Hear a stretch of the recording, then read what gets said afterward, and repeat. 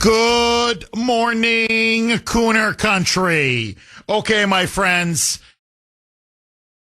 it's literally maybe right now the biggest, or certainly one of the biggest stories in the world, besides the blockade on the Strait of Hormuz now being imposed by President Trump and the United States.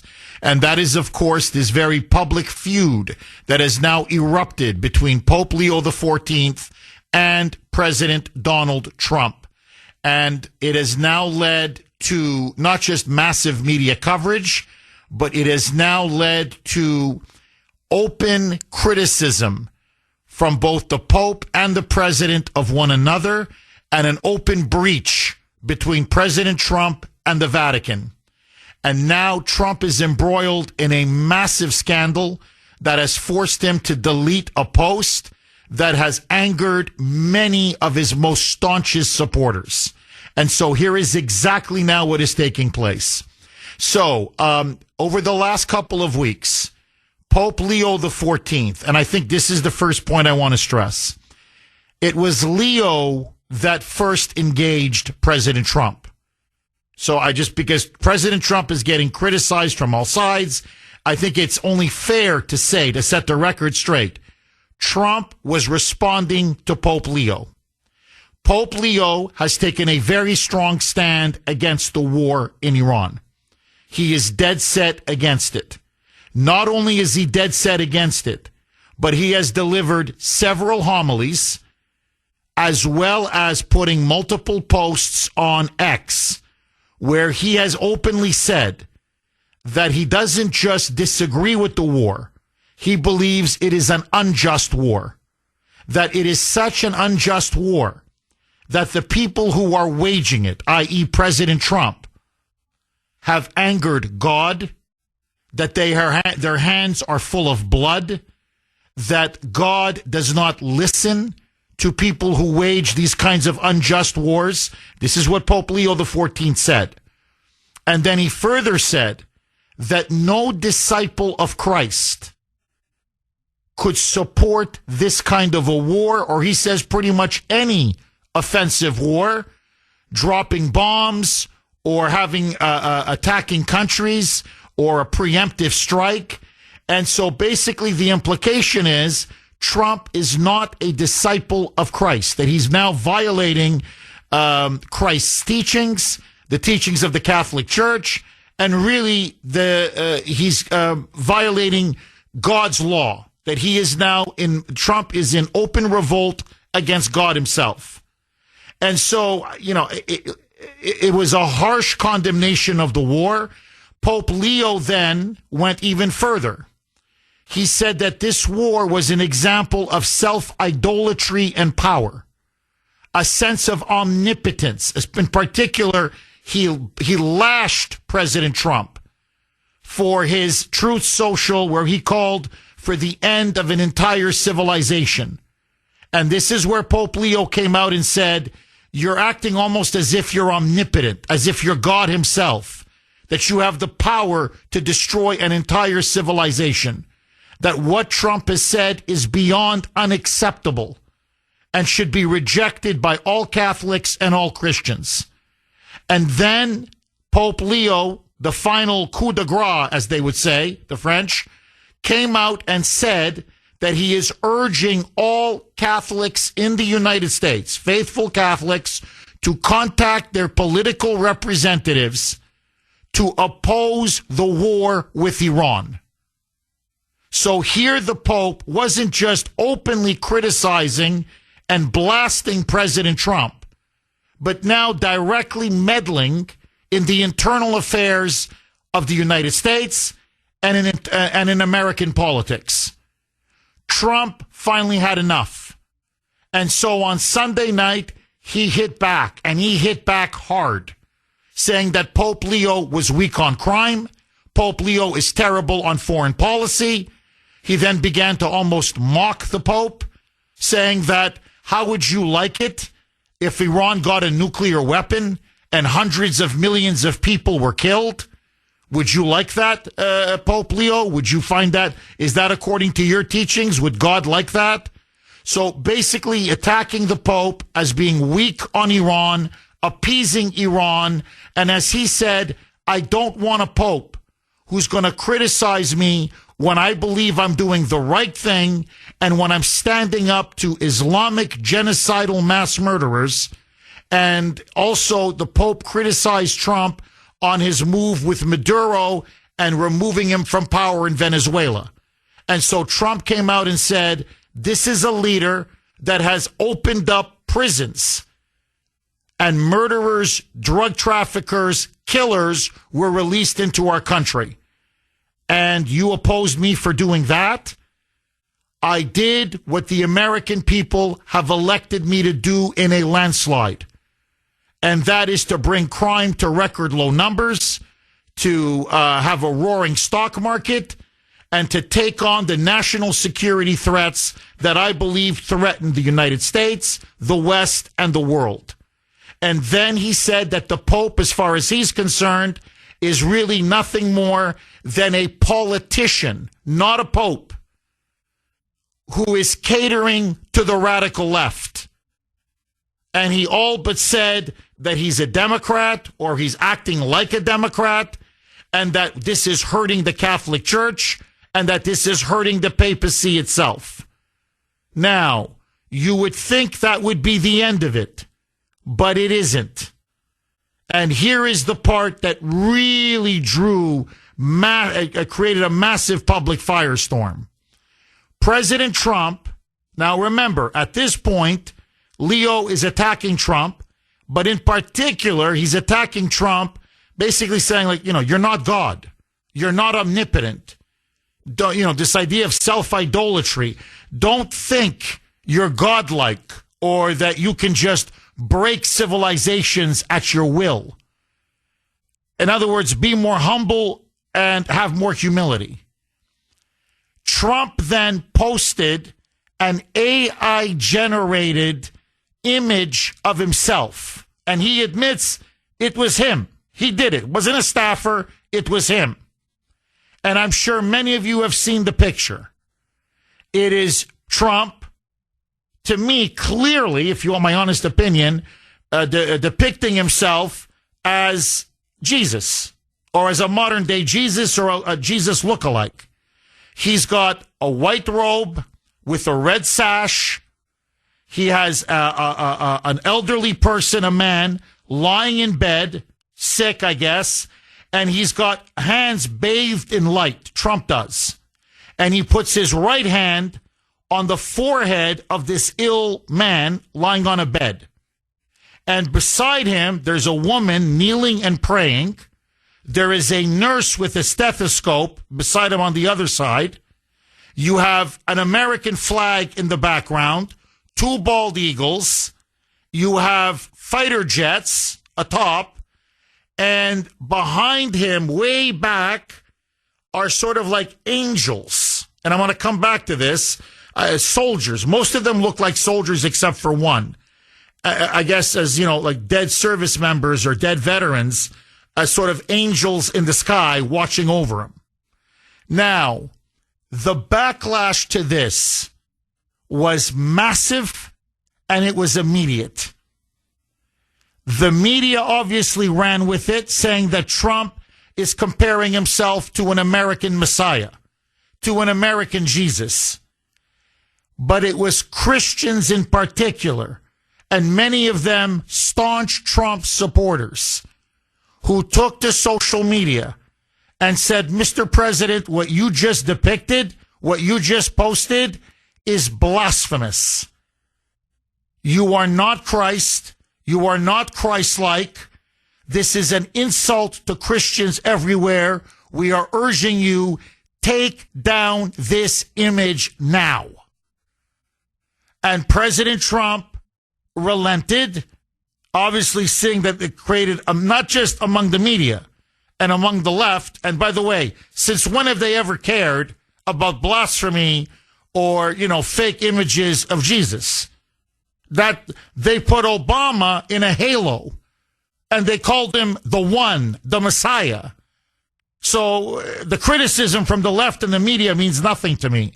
But what really damaged Trump was that now religious leaders, Franklin Graham, I could run down the whole list, called him up, his staunchest, closest allies, those that helped get the Christian vote out for him, said, you have made a terrible, terrible mistake.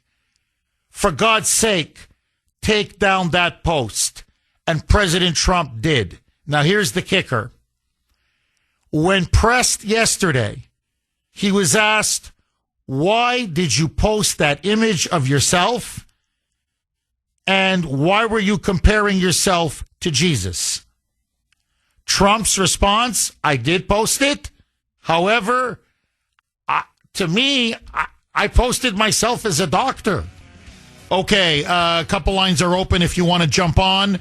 I want to ask all of you. Number one, did you see that AI-generated post image that Trump put up on Truth Social?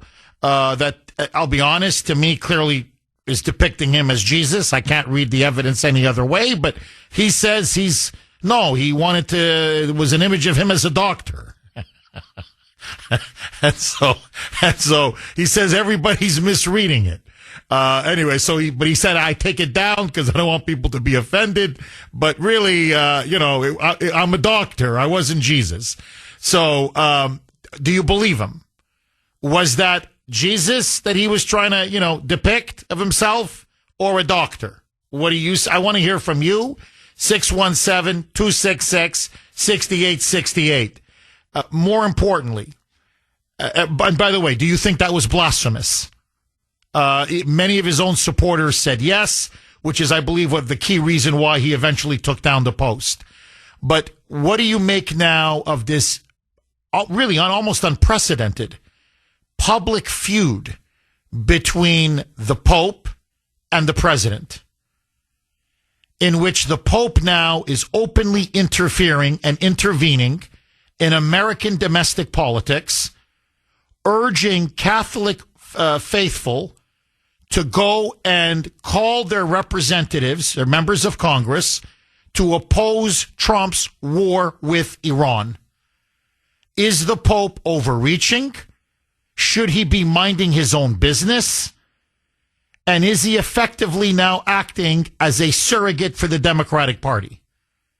And conversely, what do you make of the fact that Trump is escalating the feud with Pope Leo XIV to the point, and this is what I think if you want my honest opinion, I think he was going back and forth with Pope Leo. Leo was lecturing him about, idolatry and omnipotence, and you're not God, and you shouldn't mistake yourself for God. And Trump was trolling him. I think he was trying to be funny. And it's like, well, here's a picture of me, Jesus healing people like an American Messiah with the backdrop of the American flag and the bald eagle and the fighter jets, and knowingly that this would probably get under Pope Leo's skin. And I think he didn't quite realize how it would be perceived, not just by the media, forget them, but by Christians across the entire country and the entire world. That they clearly, many of them saw it as blasphemy, and he got such immense blowback. It is one of the few times Trump has actually backed down. In other words, he deleted the post.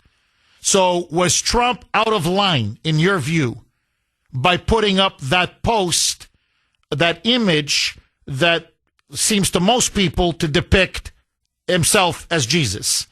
Did you see the image? What do you make of it? And were you as offended as many others in even on Truth Social? He got a lot of blowback on Truth Social. I can read to you now many of his closest supporters in public saying, please take this post down. Maybe you think it's funny. It's not funny to us. You've crossed the line, Mr. President. This is blasphemy. It's not funny. And so do you think the president did cross the line? 617-266-6868. Okay, very, very quickly, and then I want to get to the phone lines. This is President Trump. So he's now lashed Pope Leo, I think, frankly, rightly, for interfering in American politics, saying you're terrible on foreign policy, you're very weak on crime, You're not denouncing illegal immigration. You're encouraging it. Criminals are pouring into our country. Really stay in your lane. Mind your own business and stay in your lane. But then, after pushing back strongly, and I think rightfully, he then puts up that now infamous AI-generated image of himself in the red sash, the white robe, his hands bathed in light, one of them on the forehead of a sick, ill person on a bed, and a woman praying right next to him, with an Americana patriotic backdrop and angels in the sky. Trump says, I wasn't depicting myself as Jesus. What are you all talking about? Roll cut to Mike. President, did you post that picture of yourself depicted as Jesus Christ? Well, it wasn't depicted. It was me. I did post it, and I thought it was me as a doctor, and had to do with Red Cross as a Red Cross worker there, which we support. And only the fake news could come up with that one. So I just heard about it, and I said, how did they come up with that? It's supposed to be me as a doctor making people better, and I do make people better. Well, you do make people better. There's no question. But I'm sorry, I'm laughing because I'm like, nah, I think you're trying to wiggle your way out of this one. Now, I'm going to give the poll question when we come back from the break. I'm right up against the break. We have a link to the image. If you haven't seen the image, you go to the poll question and you click on the link. You look at the image that he posted. And you tell me if that looks like a doctor to you. I mean, there's no stethoscope. I mean, I could go on and on, so I think, he's kind of like, I stepped in this one. And, I don't want to, the fake news wants me to apologize, and I'll never let them, I'll never apologize to them. So I took it down, and I'm just gonna, I was a doctor. let's just move on here. Listen now to President Trump, asked by a reporter at the White House in the wake of this huge firestorm, the feud between him and Pope Leo XIV, and of course that image that he did, the AI-generated image that he posted of himself. Again, to me, clearly he's, it's him as Jesus. He says a doctor, but I'm like, I've never seen a doctor look like this. But anyway, let that go. Listen now to Trump asked, do you owe the Pope an apology? Listen to Trump's response. Roll cut 3, Mike. Says you owe Pope Leo an apology. Will you apologize? No, I don't, because Pope Leo said things that are wrong. He was very much against what I'm doing with regard to Iran, and you cannot have a nuclear Iran. Pope Leo would not be happy with the end result. You have hundreds of millions of people dead, and it's not going to happen, so I can't. I think he's very weak on crime and other things, so I'm not. I mean, he went public. I'm just responding to Pope Leo. So I agree with you, Mike. No, I know. Mike is laughing. He's like, he just finds it funny. He's like, the Pope is weak on crime. Like he's a prime minister or a president, like he's got policies, I mean, he's the Pope, for God's sake. I mean, I know what Trump means. Look, we got a problem with Venezuela. They're flooding our country under Maduro, murderers, gangbangers, rapists. And here I'm trying to do something about it to stem the flow, and you're criticizing me. So I understand where Trump is coming from. It's just the way he phrases it. He's weak on crime. Well, I mean, he's the Pope, for God's sake. He's not he's not a political leader. He's not a president, a statesman. But anyway, okay. I want to ask you, it is the Kuhner Country poll question of the day, sponsored by Mario's Quality Roofing, Siding, and Windows. President Trump says that the post of him in white robes is meant to depict him as a doctor and not Jesus. what did you see in the now deleted post? And there's a link both on the webpage and on my X account. So you can click on the link and it takes you right to the full picture, the full post, the full image is there. So please go and you can see it for yourself and then answer the poll question. A, do you think he meant to depict himself, as he now says, as a doctor? Or B, as Jesus? An American Messiah, an American Jesus. A, doctor, B, Jesus. You can vote on our webpage, wrko.com/Kuhner, wrko.com/Kuhner, Kuhn as in national ER. You can also vote via X. Again, I was very, very active on X last night. My handle there, all one word, at the Kuhner Report, at the Kuhner Report, Kuhn as in national ER. Again, we have the link on both. Click on the link if you haven't seen the image, and you tell me what you think. Dave, you're going to kick us off, our Western PA constitutionalist correspondent right there in the Pittsburgh area. Dave, thanks for holding and welcome. Good morning, Jeff. I'm a former Catholic, and Jeff, not to mock you or to make fun of you, Jeff, but as far as I'm concerned, the so-called Holy Father has 666 in his forehead, Jeff, and he needs to mind his business and stay out of American affairs. If he wants to help out, take in all these illegal immigrants and tear down that wall that's around the Vatican.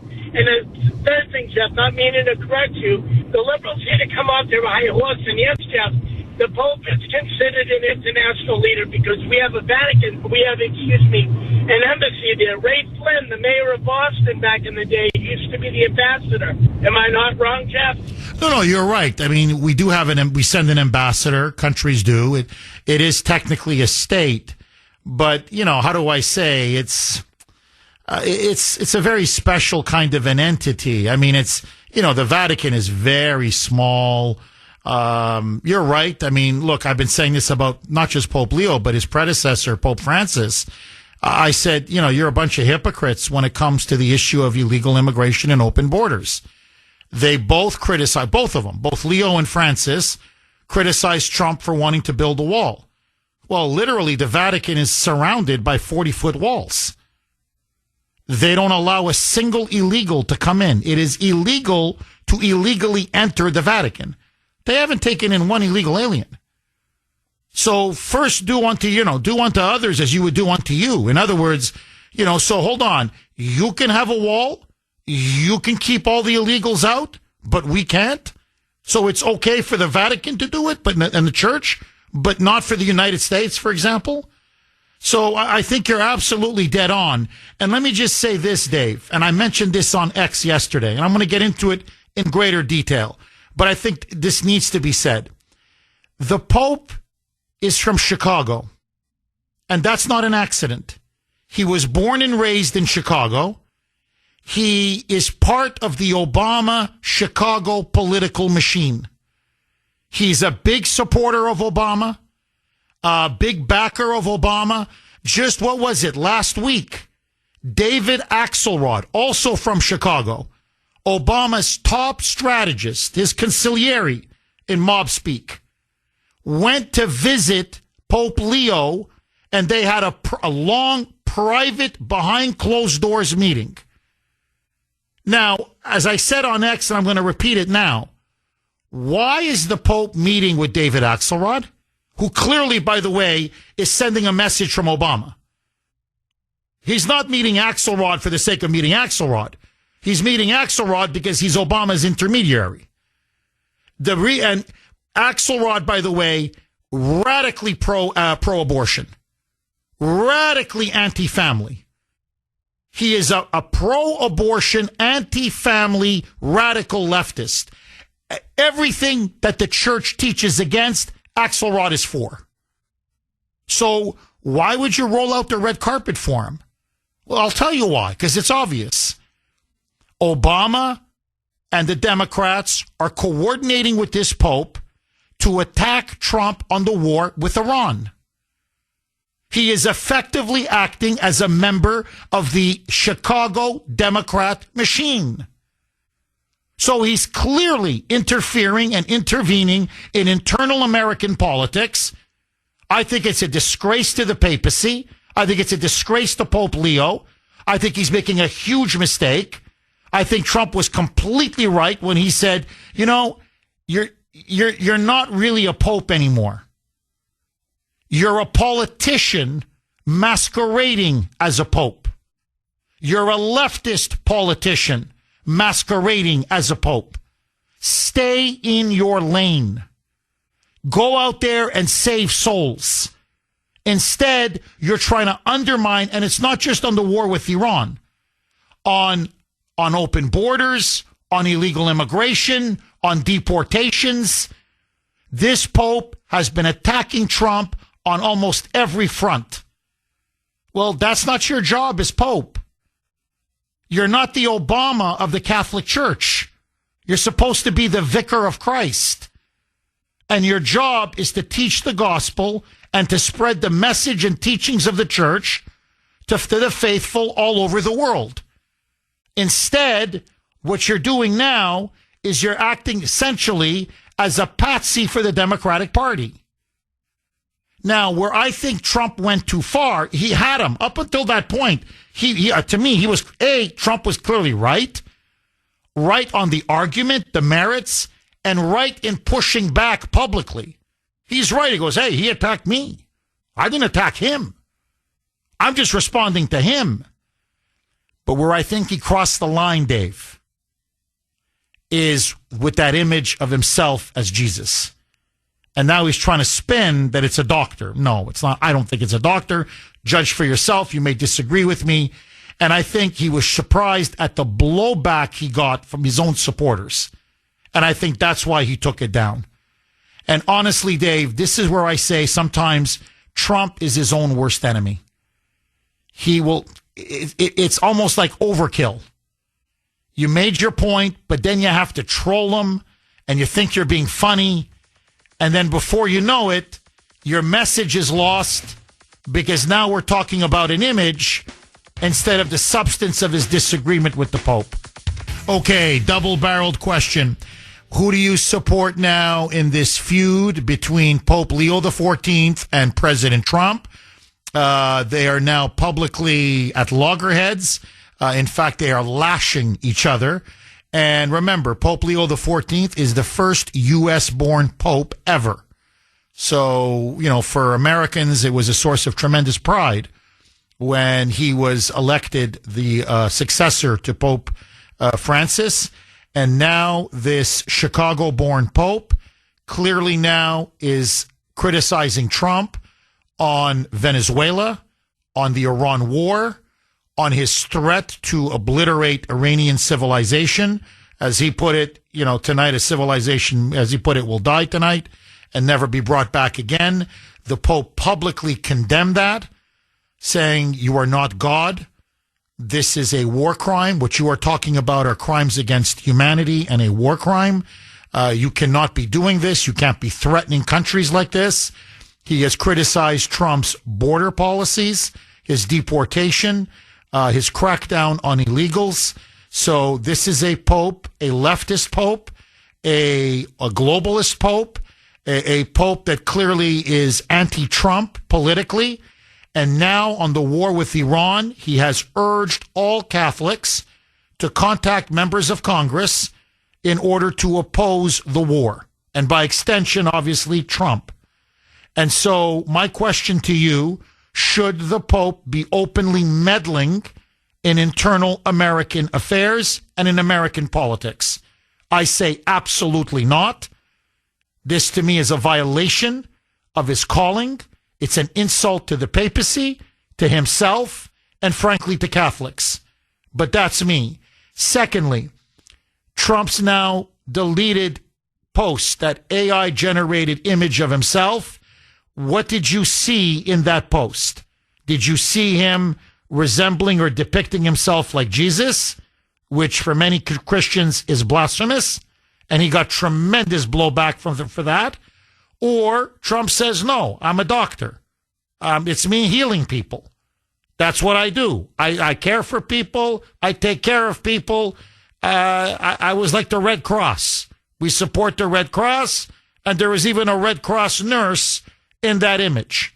So what did you see? Jesus or him as a doctor? 617-266-6868. Mary in Dedham. Thanks for holding, Mary, and welcome. Hi, Jeff. Hi, Mary. First, I want to say thank you so much. And I listen to you every single morning. My alarm is set for 6. That's to begin with. Thank you, Mary. Second of all, you and Dave stole my thunder, and I agree 150% with you. I just want to make it short and sweet. President Trump is a human being. This man, as far as I'm concerned, and many others, has done nothing but good for us, the United States of America. That's to begin with, number one. He's also a human being. And I truly believe that he was actually saved by Jesus and the Almighty. As far as the Pope goes, from day one, I never trusted him, but I said to myself, Badia, you are a devout Christian, and that I am. And I pray every day. I go to church multiple times a week. I am a devout Christian. God guides me, and he gives me my patience, okay? He's no different than the rest of us. If someone comes at me, and I go after no one, but if someone comes after me, they're going to get it back. It makes no difference if he's the president of the United States or not. He's human. He is human. They tried to kill him. They every good thing that he does for us, they go against. I have not seen a president like this in God knows when, and I have not seen a pope since St. John Paul. Okay? I did not like the previous, and I was a little hesitant about this guy, but today I can truly tell you I don't like him either. They will never get a penny from me again. I will only support my local churches. I have 2. And that's all I wanted to say. And Dave was right on target. The Pope should mind his own business. Whatever goes on in our lives, who's going to judge us is Jesus, God, the Almighty. As far as I'm concerned right now, he's an antichrist to me, and I want nothing to do with him. And when I look at him, I get the chills. He does not look like a holy or intelligent individual to me. I don't care if he carries the name Pope. That means nothing to me. It's the person himself. Never, ever judge a book by its cover. You have to read what's inside. Now I have read it, and I don't like it. God bless you. God guide you and your family and all who support Trump. And we do know the difference between good and bad. He's not perfect. He's a human being. I agree. Mary, very well said. I have to say, really, really well said. Look, and this is my only, not of you, but as I said, I don't want to repeat myself. My only criticism of Trump is I thought he had every right to defend himself because I think Leo was the aggressor. I'm just calling it the way I see it. And I thought Leo crossed the line. Now, look, I'll get into this a little bit later. I don't mind that Leo is against the war with Iran.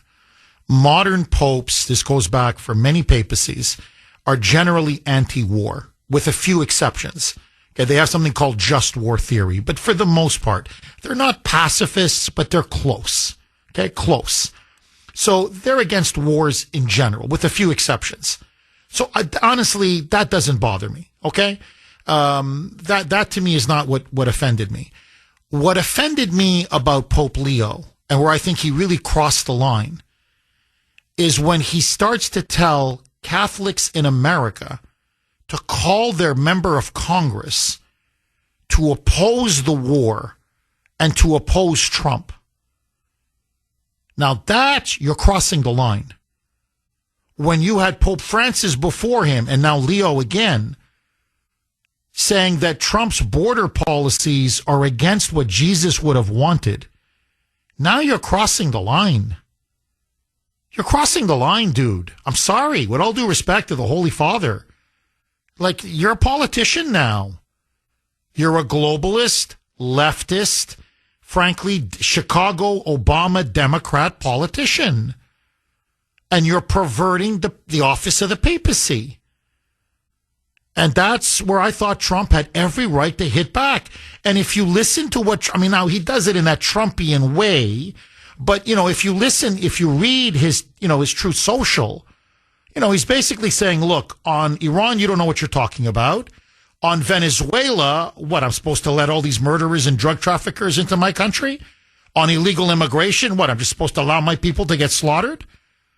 And he even says, he goes, look, you're not behaving like a pope. You're behaving like a politician. He actually said it. And he said, I'm telling you, it's very bad for you and it's very bad for the Catholic Church. And by the way, Trump was completely right. So until that point, and this is what I mean sometimes when I say he can be his own worst enemy, and where you say he's human, in other words, he's flawed and he makes mistakes. Up to that point, he's on rock solid ground. Actually, he's destroying the Pope. He's winning the argument. But then there's a side of him, and I know, the moment I saw it, people were emailing me, how come you're not mad about this, Jeff? And I'm like, by the way, J.D. Vance is a Catholic convert. So he converted to Catholicism. I'll play you the cut later. And he said, it was a joke. Like, you don't know the president. It was a joke. And the moment I saw it, I said, it's classic Trump. He's trolling. So he made his point, and now he wants to kind of stick it to Leo. Oh, yeah? You're calling me a god? You're saying I'm being like godlike and omnipotent? Oh, yeah? Idolatry? Yeah, me? Ha, ha, ha, ha. Let me send this. Me as Jesus, as a Messiah, healing people. Let me really, really troll the Pope. He was trolling him. And then what he didn't see was, for many Christians, including millions of his supporters, they were like, whoa, this is really offensive. Like, no, you may think it's funny. It's not funny. Like, this is not funny. And when he got the blowback, he realized, oops. Now, what I would have preferred, if you want my honest opinion, is I made a mistake. I'm sorry. Let's move on. But Trump being Trump, he never admits when he's wrong. So I was a doctor. So I still find that funny, but just the way his delivery and all that. But and now, everyone's debating the picture and what the picture means. But honestly, you look at 90% of the criticism of his presidency. It's that freaking social media where he'll say something a certain way, where you say, I know what he means, but that's not what it's coming across to the public, or a post like this or an image like this. And you just say, sometimes I love the guy, but he's his own worst enemy. I wish he would just use Truth Social for official announcement and communications, and not using it as he does sometimes to troll, to try to be funny, to use humor. I get it. Left-wing heads explode. He loves to troll the left, but that's also what also gets him in trouble. And here we are. And now he's got his base in an uproar, which is not good heading into the midterms. So, Mary, thank you very, very much for that call. And look, I just want to stress this because I think that's another reason why Trump took down the post. Catholics are a key part now of Trump's coalition. Catholics voted for Trump over Kamala Harris by 12 percentage points. So, especially, pro-life conservative Catholics are huge Trump supporters. It's a key part of his coalition. So he doesn't want to lose them. He can't, frankly, politically, he can't afford to lose them. He loses them going into the midterms, he's going to get shellacked. And then you had Protestants. It wasn't just Catholics. You had, Christians, Protestants. Riley Gaines, the swimmer, just went out on Truth Social and said, Mr. President, what are you doing? And she chastised him, saying, you need a little more humility. And so you had, Franklin Graham. I mean, these are people that visit Trump almost on a weekly basis. So you had Protestant ministers. You had Christian leaders, prominent voices coming out and saying, this is not funny. Mr. President, please take this down. Maybe you don't realize the effect it's having, but to us, this is blasphemy. And so Trump realized, well, okay, this is really ripping my base apart. I better back off. So anyway, I just wish he hadn't done it. Anyway, it's done. It's water under the bridge. He took it down, which is to me the good thing. My question to you is: are we making a mountain out of a molehill? Did you see the image, and is he depicting himself as Jesus or as a doctor? Jim in Florida. Thanks for holding, Jim, and welcome. Hey, thanks for getting me on. Go ahead, Jim. I can't wait to hear what Grace says tomorrow. That'll be crazy. But look, the people who say he's jumped the shark, that's not true because they've said that 1,000 times. He hasn't jumped the shark. But here's the thing: I agree with your assessment. He's definitely not helped himself. It's obvious that the Pope now has become political. I agree with you. I think the Chicago machine is behind that. So you have to think, okay, it's a warfare thing. What is their angle? Well, a couple things. The economy is not good right now. It's got people very nervous. It's getting worse. Who is a great number of Catholics out there in the United States? It's Latins. And this is not going to play well. And Trump got some of that. That's not playing well with them. Then you got a religious symbol that's sacred to evangelicals. Not playing well with them. That's just what bugs me about Trump. He thinks it, and then he's taking religion, which is a sacred thing with people, and he's not owning up right now and just saying, "Look, yeah, I blew it. I was trying to be funny. I shouldn't have been." That would have been the way to handle it. People could really, understand that. But now he's trying to play sneaky Pete with it, and people don't play with religion. Even his supporters, hardcore Southern evangelicals, that's a serious thing with them. You don't play with religion, and playing little jokes with pictures and stuff like that. It's childish in a war atmosphere. Look, it'll probably blow over. It's just another one of these things, but it's not helping him at a crucial time. And look, I support the guy, but you got to be frank and honest here. His ratings are not doing well.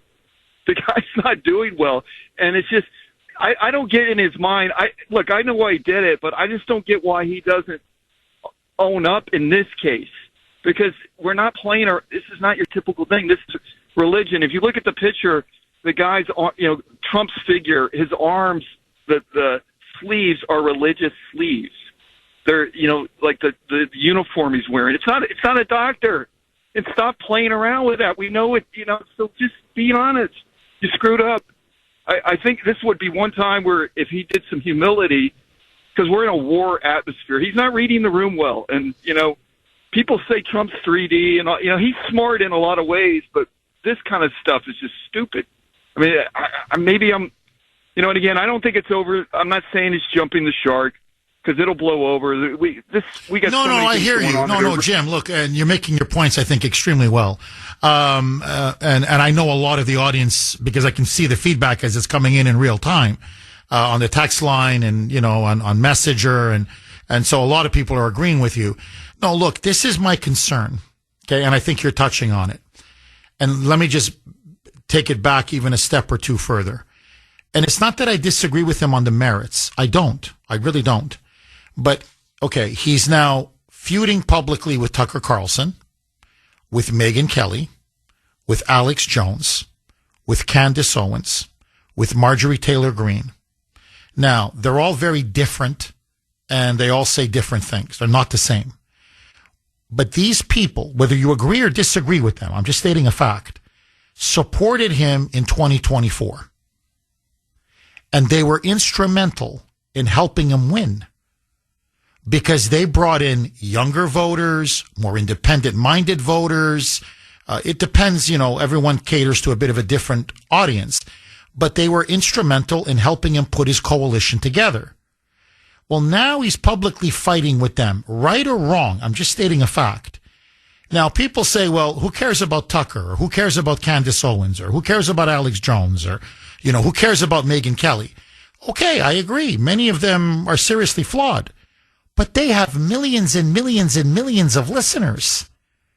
Now, when you start calling them low IQ and stupid, and you're getting into a massive feud with them, my fear is that many of those supporters may stay home in November. Not that they're going to vote Democrat, but they're just not going to go home. Sorry, they're not going to vote. Forgive me. They're going to stay home. Like, you need every vote that you can get. Now you're publicly feuding with the Pope. And on top of that, and look, he was solid, rock solid on the arguments. But now you then come up with this image of yourself as Jesus. So so you may lose part of the Catholic vote over this. You may lose part of the evangelical vote over this. You're going to offend many Christians over this.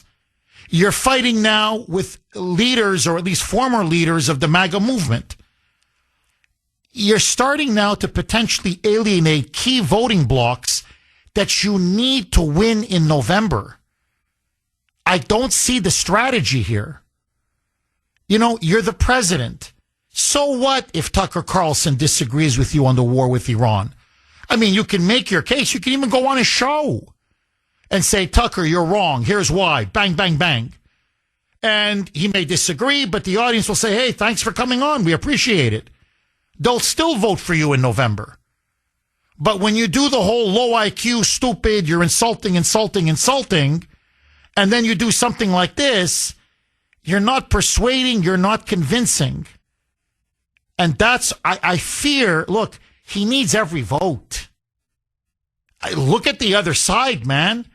This is going to be for them. This is their ultimate vote. You see, Trump may not be on the ballot, but for them, the left, he's on the ballot in 2026. And they want to beat him. They think it's his last election. And they're saying, we're going to beat him. We're going to give him the beating he's never had before to put that black mark on him. So you're going to need every vote that you can get. And so I'm saying this is going to hurt you with the Catholic vote. It will. And the evangelical vote and the Christian vote. And then, these podcasters, the podcast right, as it's called. Like, now, maybe they'll come back in time for November. To me, I never discount the Democrats because they always miss an opportunity to miss an opportunity. They're like the Palestinians. They are so radical and so extreme and so intolerant and frankly so freaking crazy that they're going to galvanize people to vote against them in November. So anything can happen. But I'm looking at this and saying, as a political strategy, Mr. President, I don't see it here. And I don't think this is 3D chess. I would just say, be more presidential. You don't need to keep fighting with people on Truth Social. And, build alliances. By the way, and you destroyed the Pope. But why'd you have to come in with the image? Now, no one's talking about the arguments that he made against the Pope. Now everyone's talking about the image. And now it's not just that, but is it a doctor or is it Jesus? And I've never seen a doctor dressed like this. I've seen depictions of Jesus like this with the white robe and the red sash. I've seen hundreds of those. And the lights coming from his hands as he heals people. Okay, let me ask you, did any of you out there find the image blasphemous? I'm just curious. Were you genuinely offended? And do any of you, I'd love to take your calls. Also, do any of you have you seen the image? You can see it, by the way. Just go to WRKO.com/Kuhner, Kuhner. It's right there with our poll question of the day. Or you can go to @TheKuhnerReport on X. Press right there. The link is there. You just click on it. Takes you right to the picture, to the image, AI generated. Do you see him as a doctor? Honestly, do you see him as a doctor? I would love to hear from you as well. And who do you side with now in this very public feud, this clash between President Trump and Pope Leo XIV? Pete in New Hampshire. Thanks for holding, Pete, and welcome. Jeff, how are you? I've been listening since day one, my first time calling. Welcome. Welcome, Pete. You really hit it with this one here. I've been with Trump since the beginning of his first campaign, and I was in politics, a state rep up here, so went to all kind of rallies and everything. I kind of relate this to, if you remember, in his first campaign, he did the whole John McCain thing. Yes. And he came out and said, I don't like people who get captured. Yes. So I said to one of my buddies that was like the head of his campaign up here, I said, I don't know, man, that's going to hurt him. And he's going to say something really stupid. It's going to get him in trouble. What happened? He went up in the polls. So with this thing here, he had to do that. He had to troll him like that because now look at you. That's your whole show. You're going to talk about it, right? People like me that are, Catholics my whole life, that are sick and tired of the Catholic Church coming out when it's on the side of the Democrats. And I go back to when Trump got shot. I said, he gets shot on a Saturday, if you remember. And I said to my wife, getting ready to go to church on Sunday morning, I said, you know what? I got a bad feeling about today. She said, what do you mean? I said, I bet you they're not going to say one word because to me, we witnessed divine intervention that day. If there was ever a time in the history of the church proving miracles, that was it. And they had it on TV. No one said anything. We go to church, and sure enough, not in the homily, not in, when we do all the thanks, Lord, hear our prayer, nothing. I got up. I said, they don't do anything, I'm leaving. I got up, I walked out. I went home, and I wrote a letter to my pastor, and I said to him, I guarantee you, if that was Biden, you would have said something. And I'm sick and tired of them kissing the butts of the Democrats. Well, luckily, the pastor I have, I said, if you want to talk about it, have lunch or something, let's do it. And he did. He got back to me when we had a great lunch. Back then, Francis was he was the Pope, and he wasn't too pleased with him. And I think that what Trump is doing, he's going right down the checklist because he knows this is it. This is the other thing that needs to be exposed, the Catholic Church with their hypocrisy, especially when it comes to abortion. I told you I was a state rep, and I went to a breakfast my first term in 2008, and it was with Bishop McCormick, which we won't get into that. But anyway, at the end of the breakfast, he says, I'll open up for questions. And I was sitting right next to him. And he looked right at me. He says, young man, looks like you have something on your mind. At the time, I was kind of younger. But I said, as a matter of fact, I do. I said, I don't think it's right that you should have Eucharistic ministers that are Democrats that have voted for abortion.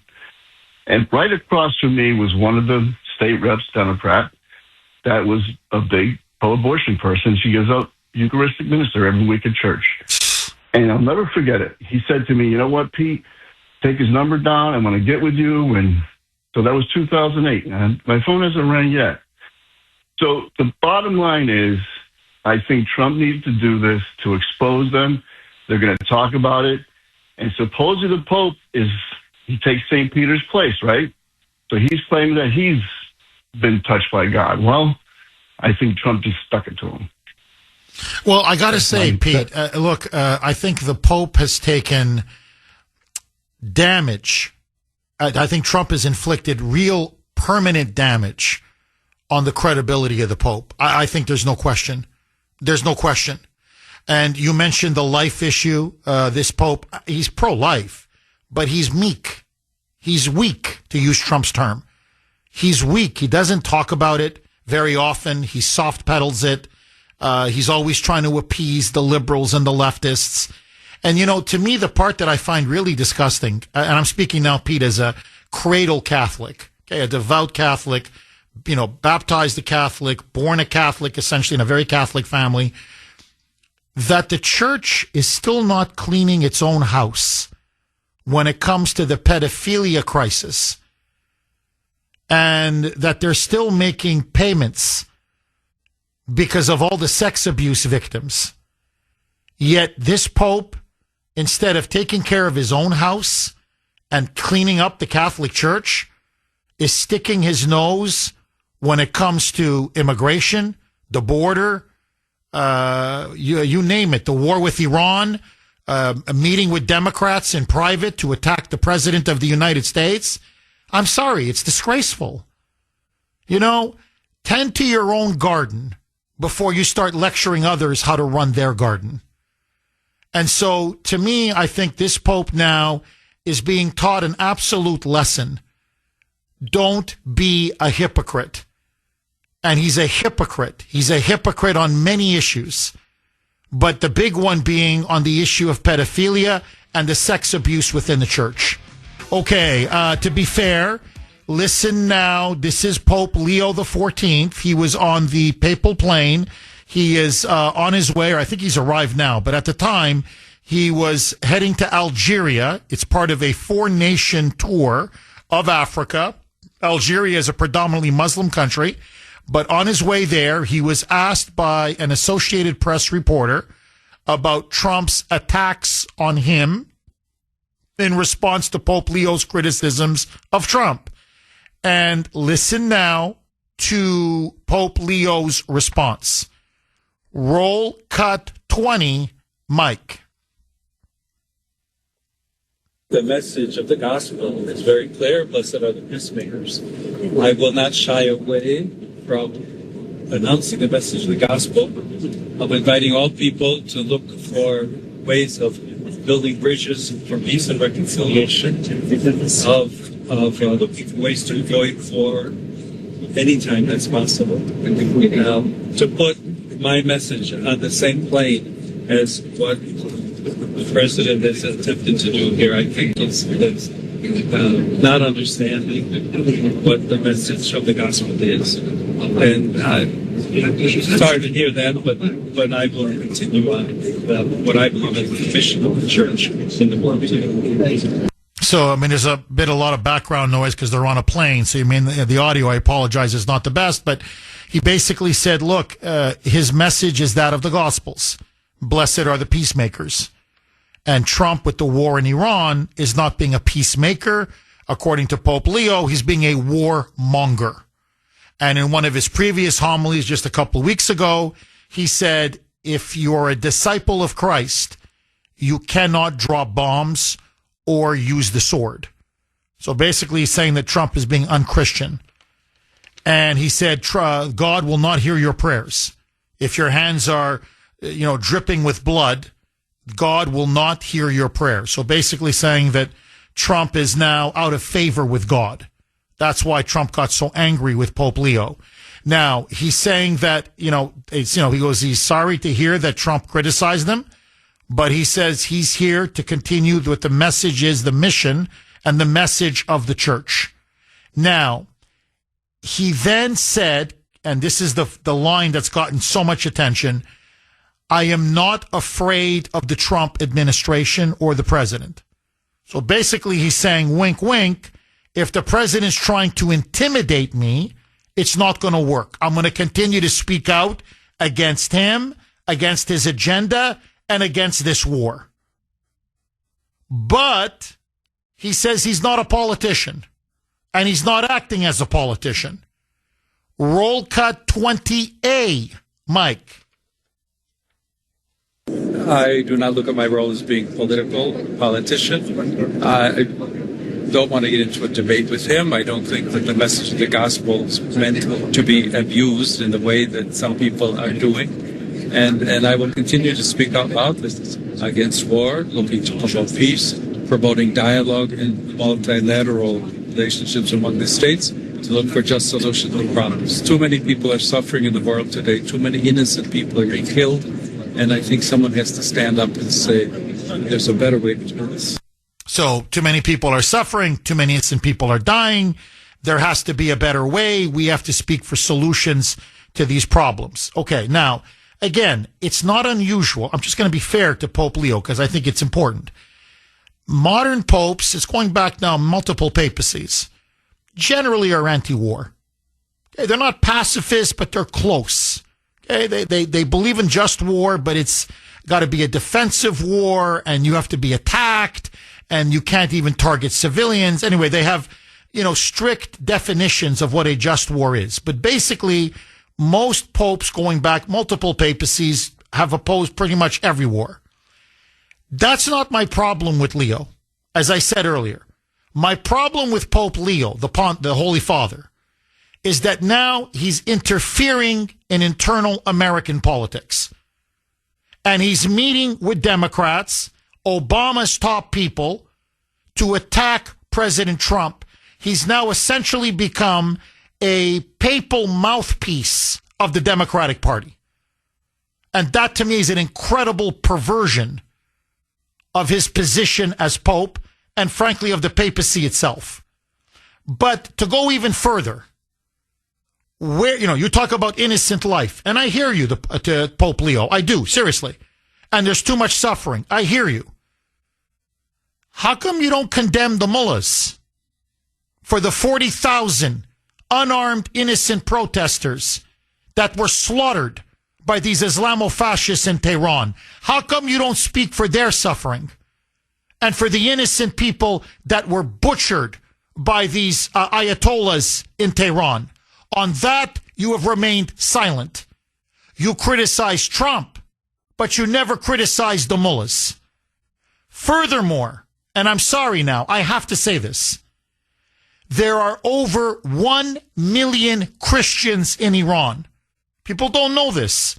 They think it's an all-Muslim country. It's not. There are over 1 million Christians in Iran who are living under the yoke of Islamist tyranny. They're not allowed to pray in public. They have to hide the crucifix. Many of them are tortured and persecuted and murdered by the regime. It is systematic anti-Christian persecution that's taking place in Iran, to the point that Christians now are fleeing that country. Before the war, forget the war, before the war. It's been going on now since 1979. They're basically slowly, religiously cleansing Iran. Do you speak out for your fellow Christians in Iran? Niet. Okay, in Syria, as I speak to you now, Christians are being annihilated by the new Islamist leadership. He's a former head of Al-Qaeda. Don't take my word for it. There are pictures of him when he was a fighter, an Islamic fighter, holding up not one but two beheaded heads on the right hand and the left hand. There's one head, a headless, a guy without, with, a head, just a head, a severed head, right hand, a outstretched, and then a left hand, arm outstretched with the other head, severed head. And he's smiling with two severed heads. This is the president of Syria. Christians are being murdered, massacred, kicked out of their homes. Many of them shot dead if they're caught with a Bible or with a rosary or with a crucifix. Where is the Holy Father? Where is the Pope? On the crimes of radical Islam, forget against other peoples. I'm talking about Christians now. You're supposed to be the vicar of Christ. You sit upon the shoulders of St. Peter. And you can't speak out for all the Christians now that are being persecuted and slaughtered and murdered across the Middle East? Here, you're on your way to Africa. Okay. How about here? On Palm Sunday in Nigeria, Catholic Christians were slaughtered by Nigerian Islamists. On Easter Sunday, forgive me, I don't want you to spit out your breakfast. They targeted Easter services. Literally, as they're celebrating Easter, the holiest day of the year for Christians, these were Catholic Christians in Nigeria. Islamic savages came in, murdered priests, murdered nuns, murdered churchgoers. They abducted young girls to sell them to rape them and sell them into slavery. Where's the Pope? Where's the Holy Father? There are, just like we have 50 states, there are multiple states within Nigeria. 5 of them, 5 states in Nigeria, are such Islamist hotbeds that it is now considered a genocide for Christians in those 5 Islamist states. Catholics.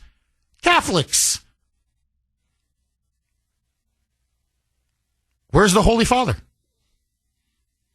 Where's the Holy Father? He's meeting with David Axelrod. He's giving interviews to the Associated Press and to the New York Times. He goes on about illegal immigrants in this country. He goes on about Donald Trump's wall.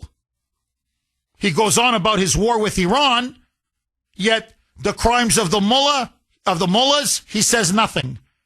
The crimes of the Islamists against fellow Christians, he says nothing. When fellow Catholics are being butchered, he says nothing. I'm sorry, Pope Leo, but I think you have a hypocrisy problem. 617-266-6868 is the number. Okay, a lot of reaction from many of you in this audience about the image, the AI-generated image that Trump posted, that many say it's him depicting himself as Jesus. Trump says no, he was just depicting himself as a doctor. Anyway, so this is from 603. You can text the Kuhner Man, 70470. Jeff, this is a perfect example of why it would be wise for Trump as the president to have an advisor who first reads his social media posts before he sends them. It's like letting someone else proofread and edit your work. It puts a second set of eyes on what you're putting out and a second perspective on how something can be seen, received, or even twisted and manipulated. Using a good staffer as someone to bounce these things off of can save a lot of trouble and a lot of backpedaling if something is taken in a way that you didn't initially mean. Yes. I've been saying that now since 2016. He needs like a social media advisor, somebody that he knows, somebody that he trusts, and just, okay, I'm going to blast this out. Take a look at it. Honestly, you could catch some of the spelling mistakes because Trump just lets it rip. So it just looks better. But, once in a while say, I don't think this is a good idea, Mr. President.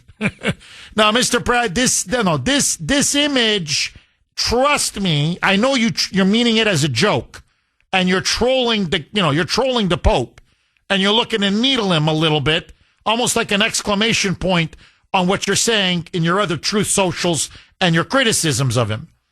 But your base is going to go nuts over this one. The blowback, you don't want the blowback on this, Mr. President.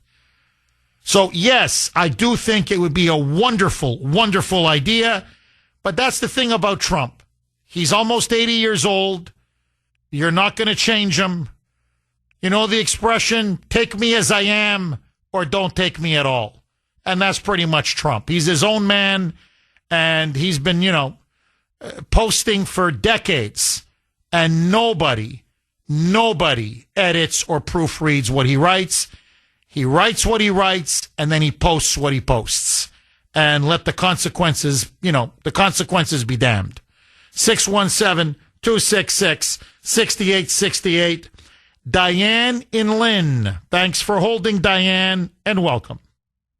I agree with you. I think he was sticking it to the Pope as if to say, oh, yeah, you're a communist hypocrite and I'm the Messiah. Okay, so now he's trying to bow out of that image, but I don't care. It's more significant that the Pope is a pitifully poor Catholic religious leader. Diane, if I'm getting too personal, please tell me. Are you a Catholic or are you a non-Catholic? Like everyone in the world, I think my religion is the best one. And that's as it should be for everybody. They all think there is the best religion. But, the Catholic Church, I have my criticisms of them. The church, I'm critical of. The religion, I am not critical of. Well, Diane, look, it started under Pope Francis. I was a big critic of Francis, the late Pope. To me, under his leadership, the radical left hijacked the papacy. And my fear was because Pope Leo XIV was very close to Francis, very much in his tradition. And now he wasn't flamboyant like Pope Francis was.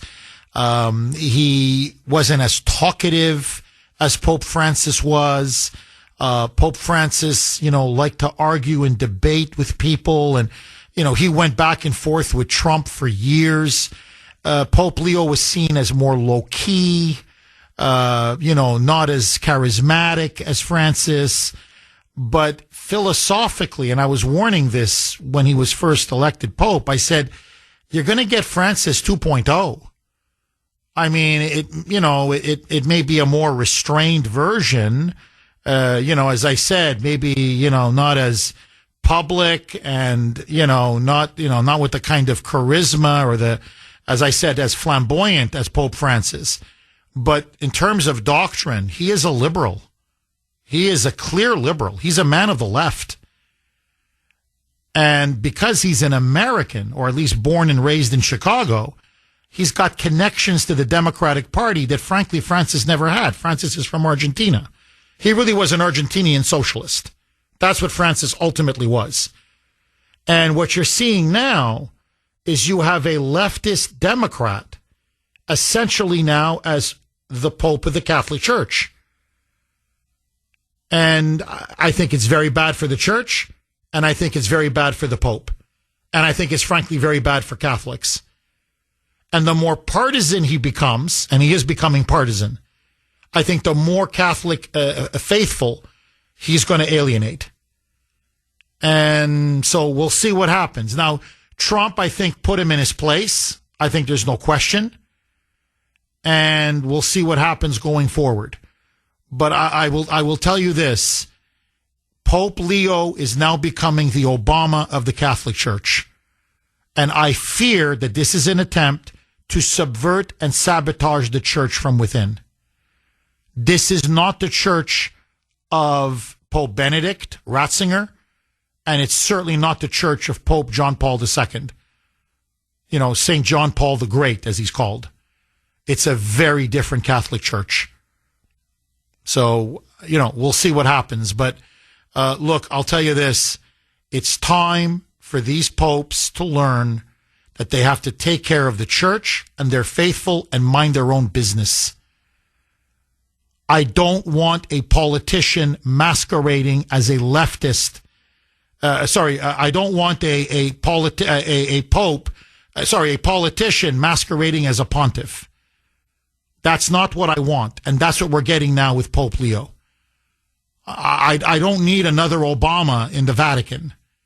So, and overall, Diane, when I go to church every Sunday, I think it's been 25 years, literally 25 years since I heard a homily on abortion.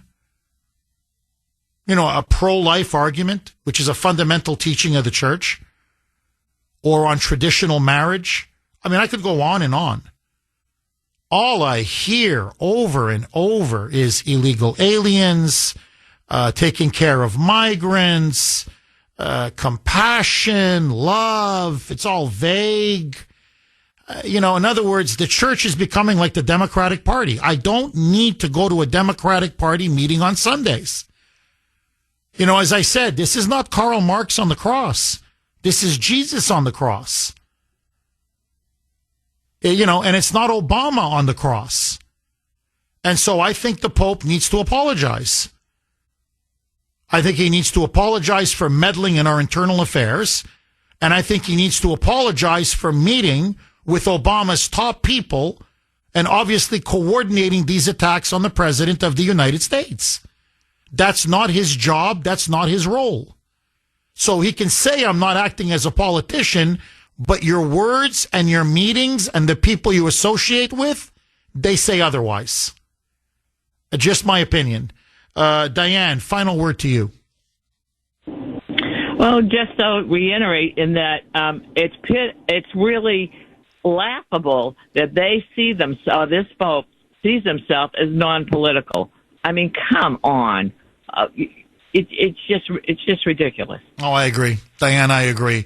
Look, don't take my word for it. This was early on in Leo's papacy, in the Holy Father's papacy. And I couldn't believe it when I saw it, but he's a big, proponent of climate change. He's a green, he's very much into the green movement. And so that's another criticism he has of Trump. Anyway, long story short, to show his solidarity with the environmentalists and with the green socialists, you have to see this. He held a mass blessing a massive block of ice. A block of ice. I'm not kidding. It's a huge chunk of ice. And it's right there on the altar, or right next to the altar. And this is the Pope. And he's holding a mass. In other words, the ice is melting. The ice caps are melting. And he's blessing this block of ice. In other words, we are destroying the planet. Global warming, climate change is destroying the planet, melting the polar ice caps, and we're going to have flooding and rising sea levels, and eventually mankind will destroy itself. And so he's praying for Mother Earth by blessing this block of ice. And I remember when I saw this, I just shook my head. I couldn't believe it. I said, this is Francis 2.0. But now it's becoming almost like a spectacle. The Pope is blessing a block of ice? It's degrading. It's, to me, insulting. It's frankly almost semi-pagan. Now, look, books and books have been written how Marxists and the left, this goes back 50 years since the 60s, have done everything in their power. And by the way, not just the Catholic Church, many mainline Protestant churches have been infiltrated by the cultural radical left to sabotage and subvert them and take them over from within. And I think that's what you're starting to see now. And Pope Francis, by the way, put liberal bishop after liberal bishop, liberal cardinal after liberal cardinal. He stacked it so that if he was going to pass away, someone like Pope Leo would replace him. You know the expression, meet the new boss, same as the old boss? That's pretty much Pope Leo. This is Pope Francis, the sequel. Pope Francis 2.0. Except he's an American and not an Argentinian. Nick in Weymouth. Thanks for holding, Nick, and welcome. Hey, Jeff, maybe he's a pope in name only. Let's go back 11 Pope Leos ago. That would be Pope Leo IV. In 846, we would call the Muslim terrorists raided the Vatican, okay? He built a wall around the Vatican, Pope Leo IV. Does he understand any of that at all? Well, here's the biggest thing of all. Pretty soon, you'll see Harris and or Newsom, who will have been declared those who are running for the presidency, or maybe there'll be a team, they will make a pilgrimage there to see the Pope. And with a wink and a nod, what will happen is he will probably has been notified by Axelrod, as you mentioned. By the way, we saved the ass of the Catholic Church in Frisco in the early 2000s under Mayor Willie Brown, and right after him, Newsom, and in between all of that was Harris, who obstructed justice and hid from evidence from a couple of thousand people who were suing the Catholic Archdiocese of San Francisco for pedophilia that had happened for about 30 or 40 years. None of that ever really came to fruition because she openly hid it and would not release the evidence when she became the DA. Okay? They saved the church there. And by the way, as you would say, I should declare, yeah, I'm a Catholic. Am I a great Catholic? No, I am not. Okay? Was educated for 8 years by the nuns of St. Joseph's. God bless them. 8 more years by the Jesuits. I prefer my allegiance, if you will, and admiration to the nuns of St. Joseph's, with all due respect to the Jesuits. There's some good ones, there's some bad ones, like any men on earth, and same with women as well. However, I thought I got a more religious education with the nuns of St. Joseph's. So what I'm saying is, you're right. Okay, what happened to rent to Caesar? Those are the Caesars. You know, those things that belong to Caesar. What happened to that? I think that Jesus would be slapping him in the face if he was standing there right now. Yeah, and you're right. He should have nothing to do with politics. And look at all the things that he has ignored, right? The people who are running Iran are not good people. They haven't good people of their ilk have not been good people for something like 1,400 years, right? It ain't going to change until they're eliminated. Nick, look, you put your finger on it. And look, he's on his way now to Africa, 4-nation tour. And this is what Pope Leo recently said. And I'm quoting you now practically verbatim. He says that the Catholic Church and Christianity in general can coexist peacefully with Islam. And that his mission is to foster Christian-Muslim coexistence. And that the two faiths can live with each other side by side without leading to any hatred or any violence. And that Muslims are the natural brothers and sisters of Christians. And so all we need is to have more dialogue. And the Pope says now he's willing to facilitate that dialogue between us and the Vatican, the Catholic Church, us, the Christian West, Christians in the West, with the Muslim world. Now, look, do I want war with Islam? Of course not. Do I want to fight war after war? Of course not. Do I want to persecute Muslims? Of course not. But I'm sorry, what planet is he living on? He's being incredibly naive. Everywhere you look, I don't want to repeat what I said half an hour ago, but everywhere in the Muslim world, Christians are on the defensive. They're either being murdered, they're either being cleansed, they're either or tortured or persecuted. Hell, just ask the Christian Armenians. Ask the Armenians what life has been like under Islam. Ask the Christians of Syria. Ask the Christians of Iraq. Ask the Christians of Egypt. Ask the Christians of Lebanon. Since we're on the topic of Iran, ask the Christians of Iran. Ask the Christians of Nigeria. Ask the Christians of Sudan. Look, I read just yesterday such an unspeakable crime that Muslim fanatics committed upon a Christian village in Sudan. They raped, I'm just going to say it once, they raped a 1-year-old girl, okay? I don't know how you rape a 1-year-old girl, but they did it. Now, and this, I can give you example after example after example, going back 1,500 years. You know, this idea that popes were always like borderline pacifists is not true. For most of Catholic Church's history, the Church was a vigorous defender of the faith. In fact, popes sanctioned not 1, not 2, but 9 crusades in the Holy Land. The Catholic Church led the fight against communism. And contrary to liberal myth, many Catholic priests stood up against the Nazis, many of them killed and murdered, especially in places like Poland. So the Catholic Church has an incredible legacy. And again, I go back to liberalism. Everything it touches, it destroys.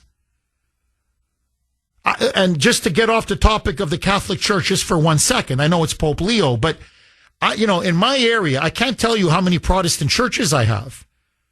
And honestly, every single one of them, they fly the rainbow flag. They fly the Black Lives Matter flag. It's all, lesbianity, LGBTQ, no person is illegal, open borders. It's far left Democratic propaganda masquerading as Christianity. There's no Christianity there. It's just the agenda of Bernie Sanders, AOC, except there's a cross inside the church. That's it. You want my honest opinion? I think it's a perversion of the faith. I'm not a Protestant, but I'm just telling you it's a perversion of Christianity. I'm sorry. It is. It's sickening. So it's not just the Catholic Church. It's an all-out assault. And by the way, they're infiltrating Judaism, not just Protestantism. Now, by the way, they're infiltrating the Orthodox Church, Greece now, the Greek Orthodox Church. Now they're okay with the LGBTQ agenda. So it's the Russians are still holding out, and the Ukrainians, okay, and the Romanian, some Orthodox churches are still holding out. But even now, the Orthodox, some of the Orthodox churches, now they're collapsing as well. It's deliberate. They want to subvert every institution and every religious institution. And so I think there's a point we have to ask ourselves, really, this debate comes down to they're polar opposites, but I think both are at the core of this debate. Number one, do we want to see a pope meddle in the internal affairs in America, in American politics? And my answer is niet. No. No, stay in your lane. You're there to save souls and teach the gospel and the teachings of the church and obviously of Jesus.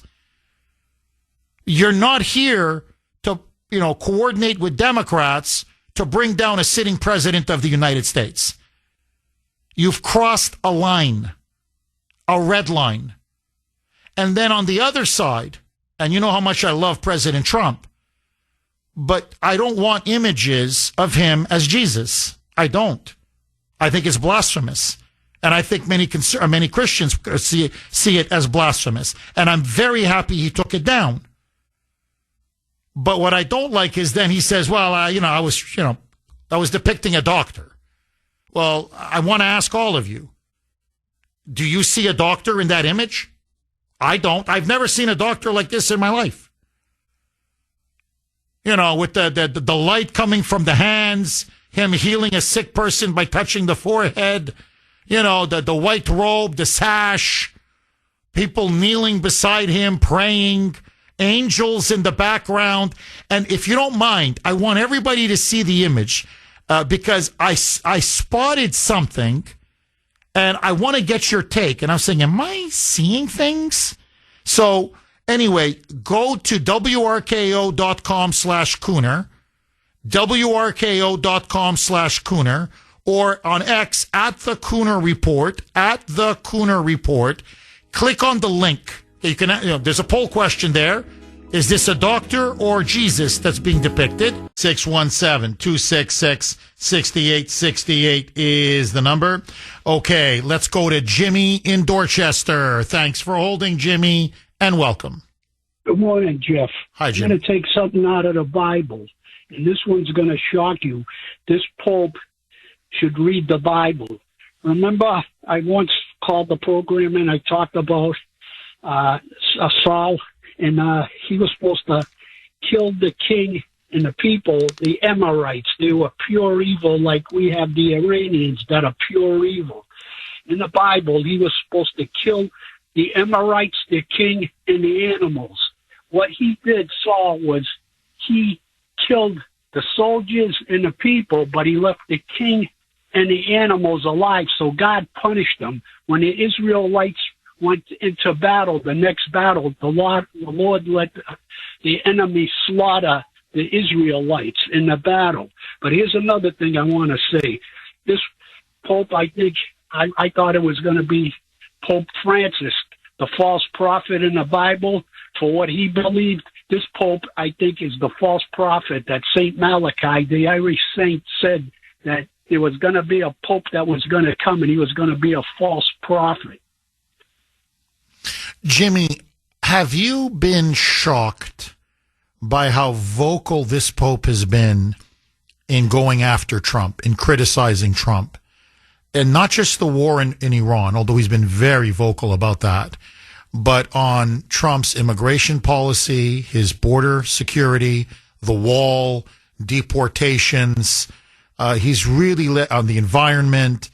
He's really let everyone know that he is no fan of Trump. He opposes Trump's agenda in a way that even Francis didn't. I know Francis also would comment here or there, but maybe because the Pope is American, or at least born and raised, he spent a lot of his time away from the United States.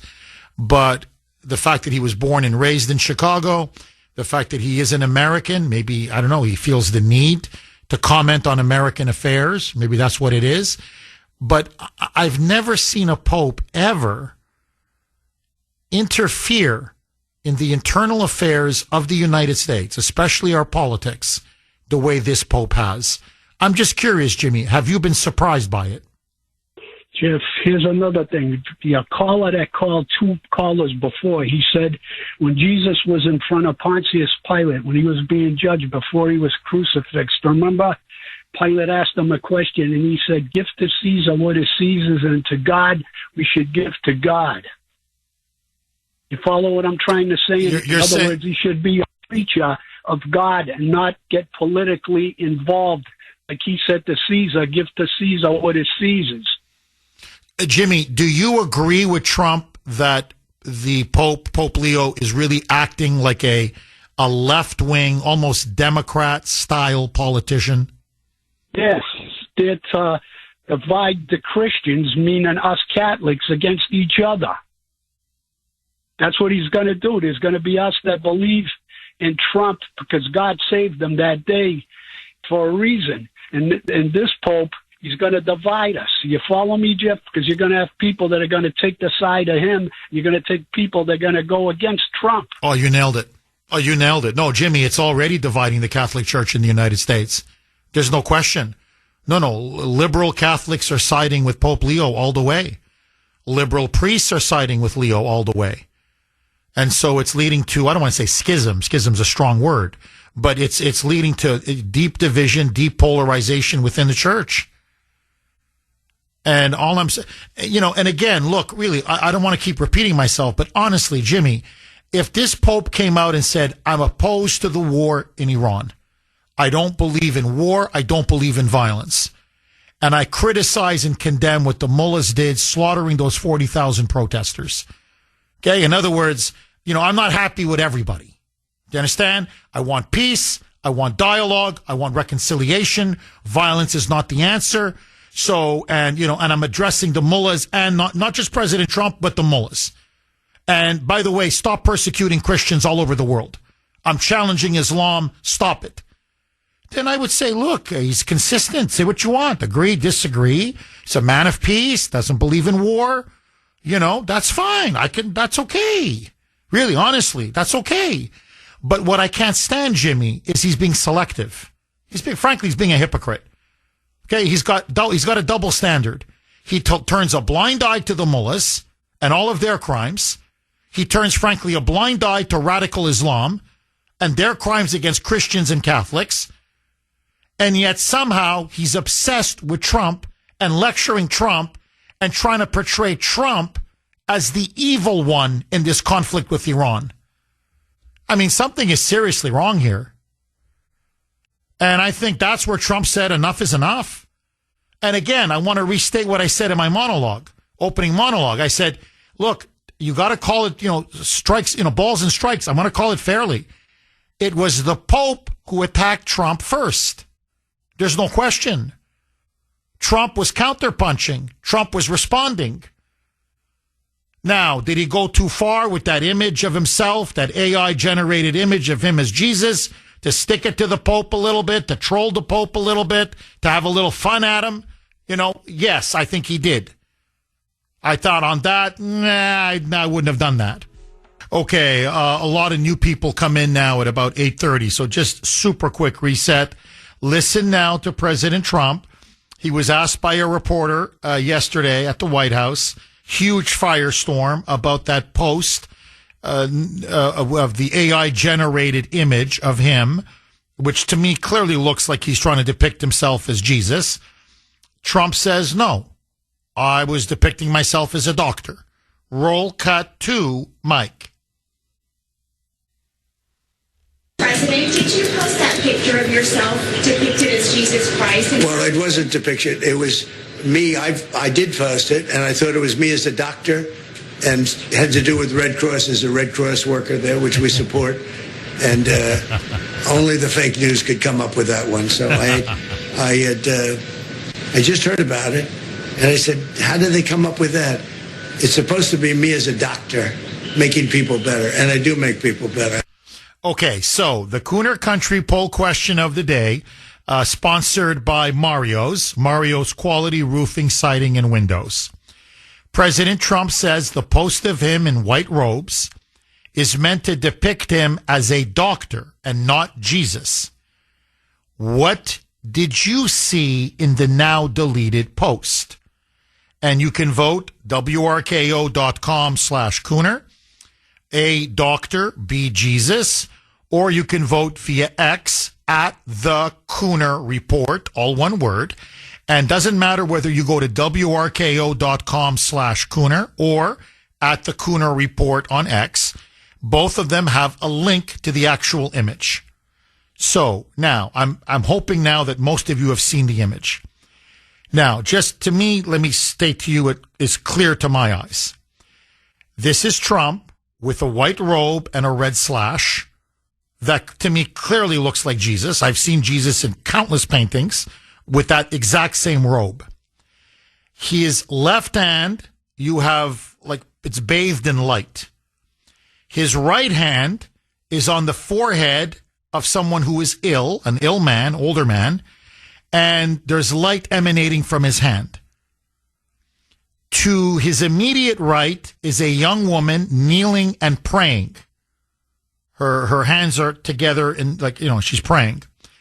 And then to the left is a nurse. I don't know if it's the Red Cross, but it's a nurse with a stethoscope around her neck. Now, there's no stethoscope around Trump. None whatsoever. It's just, I think to me, he looks like Jesus. Then you have several veterans beside him. In the background, you have the American flag. You have two bald eagles. Furthermore, in the background, you have the Statue of Liberty, and I believe it's the Supreme Court way in the back. And you have fighter jets in the sky. Now, this is the part that grabbed my attention. You have on top, the high up in the picture, in the clouds, it seems to me like these are angels. And there's 4 of them. I know 5 of them. Forgive me. 4 of the 5 look to me like they're veterans. Whatever, sailors, soldiers, people who fought and died in our wars. But it's the one in the middle. Now, Mike disagrees with me, and I'd like for you to look and tell me what you see. What I see, and I'm enhancing it and enhancing it and enhancing it, is I see an angel with 3 horns on its head. And I'm asking myself, why would there be an angel with 3 horns on the head? What does that symbolize? I mean, I'm asking all of you, what does that symbolize? Am I overreading this? Am I wrong? And why would that be included in the picture? Now, Marjorie Taylor Greene blasted Trump for this image. She said it was blasphemous, it was sacrilegious. She actually said it was the Antichrist. I think it's complete rhetorical overkill. But she pointed to this, saying, "Why is there a 3-horned angel, at the top, almost above Trump?" And so she's almost saying there's something sinister with this image. Now, I don't believe that, but I am asking myself, and I'm not the only one. Many are like, that looks like a 3-horned angel. Now, is that something demonic? Is that something evil? Or am I just I'm 56 years old. I have reading glasses. My eyes don't see as well as they should, or I'm misreading something. Now, Mike looked at it and he says, Jeff, I don't see three horns. He thinks that's the crown from the Statue of Liberty. That if you see the crown in the background, the spikes are so sharp, they almost look like horns. And he thinks that's what's on the head of the angel. I don't see that. But Mike says no. He thinks it's the crown of the Statue of Liberty. Mike, do you still...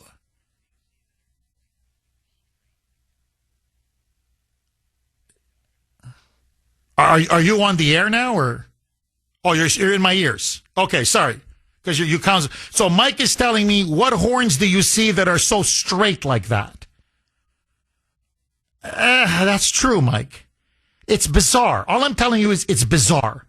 Now, if any of you know what that angel is or what those three horns signify, I'd love to hear from you. That's true. Yeah, it's an AI-generated image. So it's not Trump who actually, it's not him that drew it or whatever. It's an image that he saw or somebody sent them or whatever. He said, hey, that looks cool. Let me troll Pope Leo. Oh, this one's going to stick it to him. And so I think the part that really got Trump, I don't even think he even looked at the angels. I think it's just him, almost looking Messiah-like and, putting his hand and healing the sick. Because, Leo's lecturing him nonstop, about idolatry and you're not God and don't think you're omnipotent and, this war with Iran, you think you're acting like a god, you're not a god. So Trump's like, yeah, I'm not a Messiah. Let me show you, buddy. But so anyway, maybe I'm overthinking this or overreading this. All I'm saying is I see an angel with three horns. What the hell does that mean? Verna in Arlington, thanks for holding and welcome. Good morning, Jeff. Good to be with you, though. Hi, Verna. Folks. Hi there. Just a couple of thoughts and a question. Why would the Pope and the President go public with criticism? Why don't they have some intermediary group, like an ambassador or something, that would conduct internal conversations and issues, to deal with issues like this? Because Pope Leo has no right. Is he intervening in Russia? Is he intervening in Hungary, Ukraine, and other countries and their political? And and from what I remember, Pope Leo's brother was pro-Trump, even though he's Illinois as well. I think he lives in Florida now. When he was first being brought into the papacy, his brother was a pro-Trump conservative. So just some thoughts, and just wanted to put that out there. Oh, yeah, and Verna, his brother's name is Louis. Pope Leo's brother's name is Louis, Louis. Trump even had him at the White House. He's a huge Trump supporter. That's why Trump was also needling. I can play you the cut.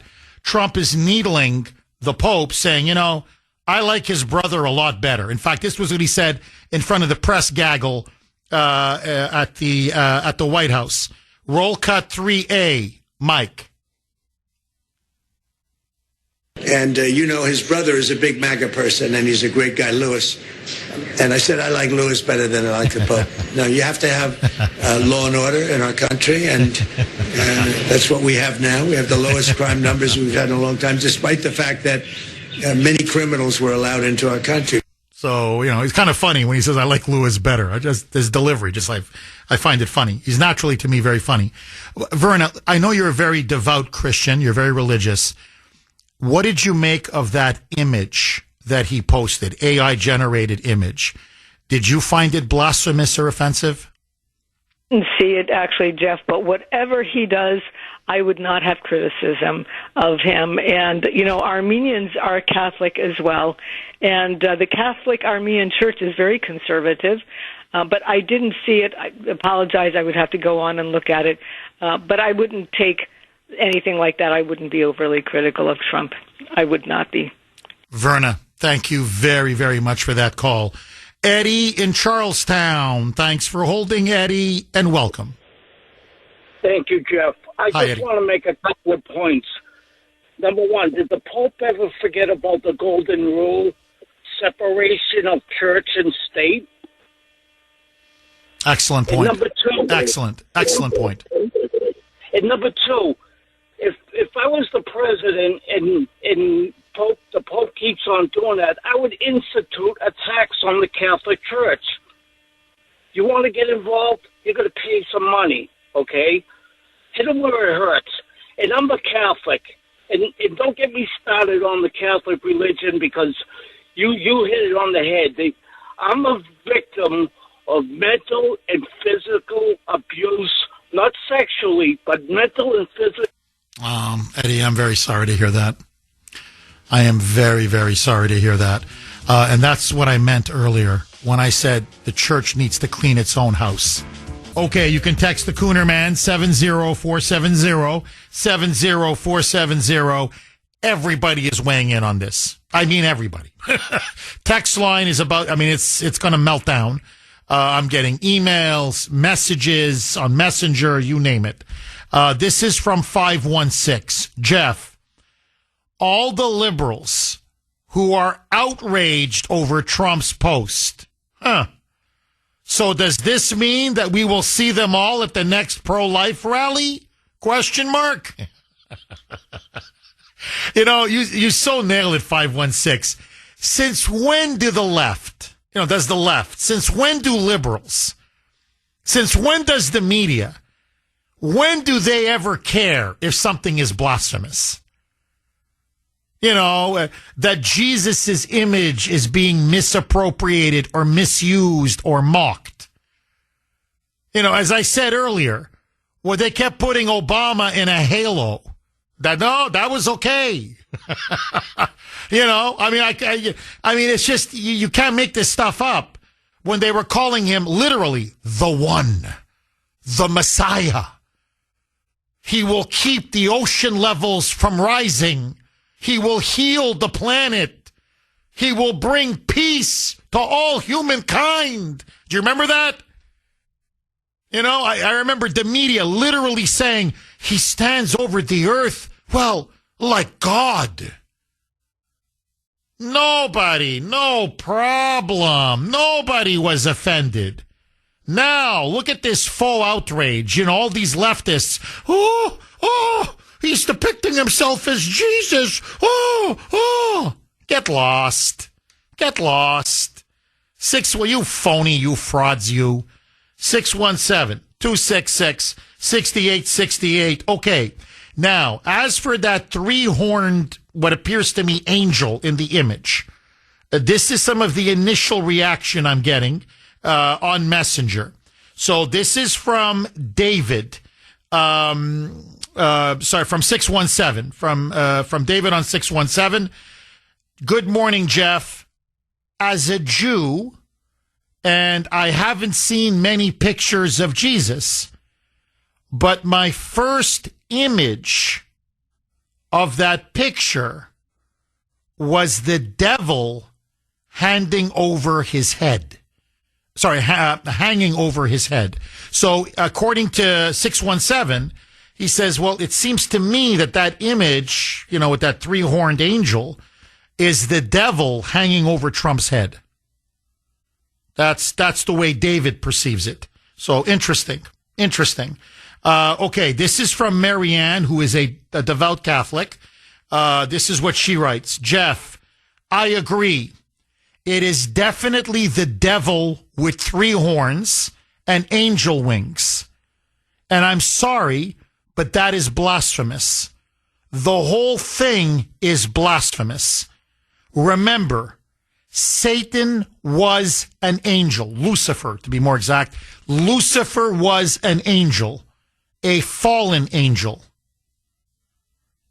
Is that what you see as well? I'm just curious. Lisa in Florida. Thanks for holding, Lisa, and welcome.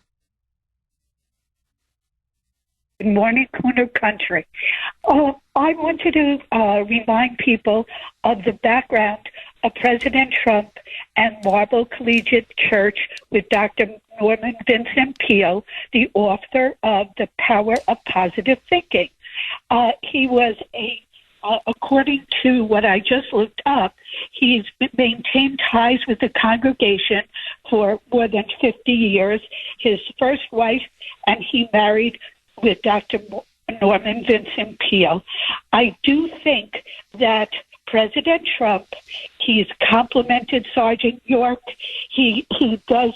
I tell John Kerry in his first presidency, when he intervened in Iran, he said, "Stay out of it, John," and wanted to invoke the Logan Act. I think so much is so sincere, like somebody who has nostalgia for Sunday gravy or chicken soup. I think President Trump is trying very hard. He could be on a beach. He could be doing other things. And there are mental missiles coming at him continuously. They question the military orders. There's a different sincerity when you have gone through so much fire. And I do think that I appreciate so much of what he's trying to do. I do know a little bit now about Natan Sharansky and his sincerity, how he stuck through things through so much adversity. And I think a lot of what he's trying to do for our country with so much division is really an attribute of his that I appreciate. Oh, I agree with you, Lisa. Look, he's a force of nature. I think there's no question. And we're never going to see another president like him for a very, very long time. He reminds me a lot, frankly, of Theodore Roosevelt. I know people like to make all kinds of comparisons with other presidents, but to me, he is the Theodore Roosevelt of the 21st century. And, Roosevelt was very much the same. He was either, loved or hated. The left hated him. The right loved Roosevelt. Roosevelt was a nationalist. He was a patriot. He's someone who put his country first. He developed America's military, especially our Navy. He really helped America become a true superpower. That's really when America came into its own, was under the Roosevelt presidency. So you could say, he was the one that initially made America, great, not in terms of liberty and prosperity, but great in terms of power on the world stage. Roosevelt was the first one to make us great in that sense, as in a great power. And Trump, I think, is just picking up the mantle from Roosevelt. But to your other point, look, I agree with you. I think Trump is under a lot of attack. You have leftists now trying to tell soldiers to not obey his orders in Iran, that it's unlawful, it's illegal to revolt against the president. They're trying to undermine him within the military. The media is relentlessly attacking him. You have the left and the Democratic Party. They're looking to impeach him. And look, I'll never forget Butler as long as I live. I agree with many callers. I believe that was a miracle. I can't read the evidence any other way. And what I find disgusting is that when you say that to a leftist or a liberal or a Democrat, they go crazy. Blasphemous! How dare you say that? And I'm like, oh, so suddenly now you care about blasphemy? These, as Liz just messaged me on Messenger a while back, she said, Jeff, remember, these are the same liberals now that are pushing in college campuses, universities, liberal theologians, in the media, Jesus was gay. He swung the other way. And, you know what him and his 12 apostles were doing. They even write plays about it. And the libs celebrate this sort of stuff. You see, that's okay. That's not blasphemous. Then that's okay. So this is the kind of vitriol that he constantly faces. And now, and I think that's why this is one of the biggest stories in the world, now he's facing a challenge from the Catholic Church, at least the leadership, not the people on the ground, but the leadership of the Catholic Church. The Vatican now, the Pope is against him, publicly against him, and now openly feuding with the president. And I think it's clear. It's not just about the Iran war.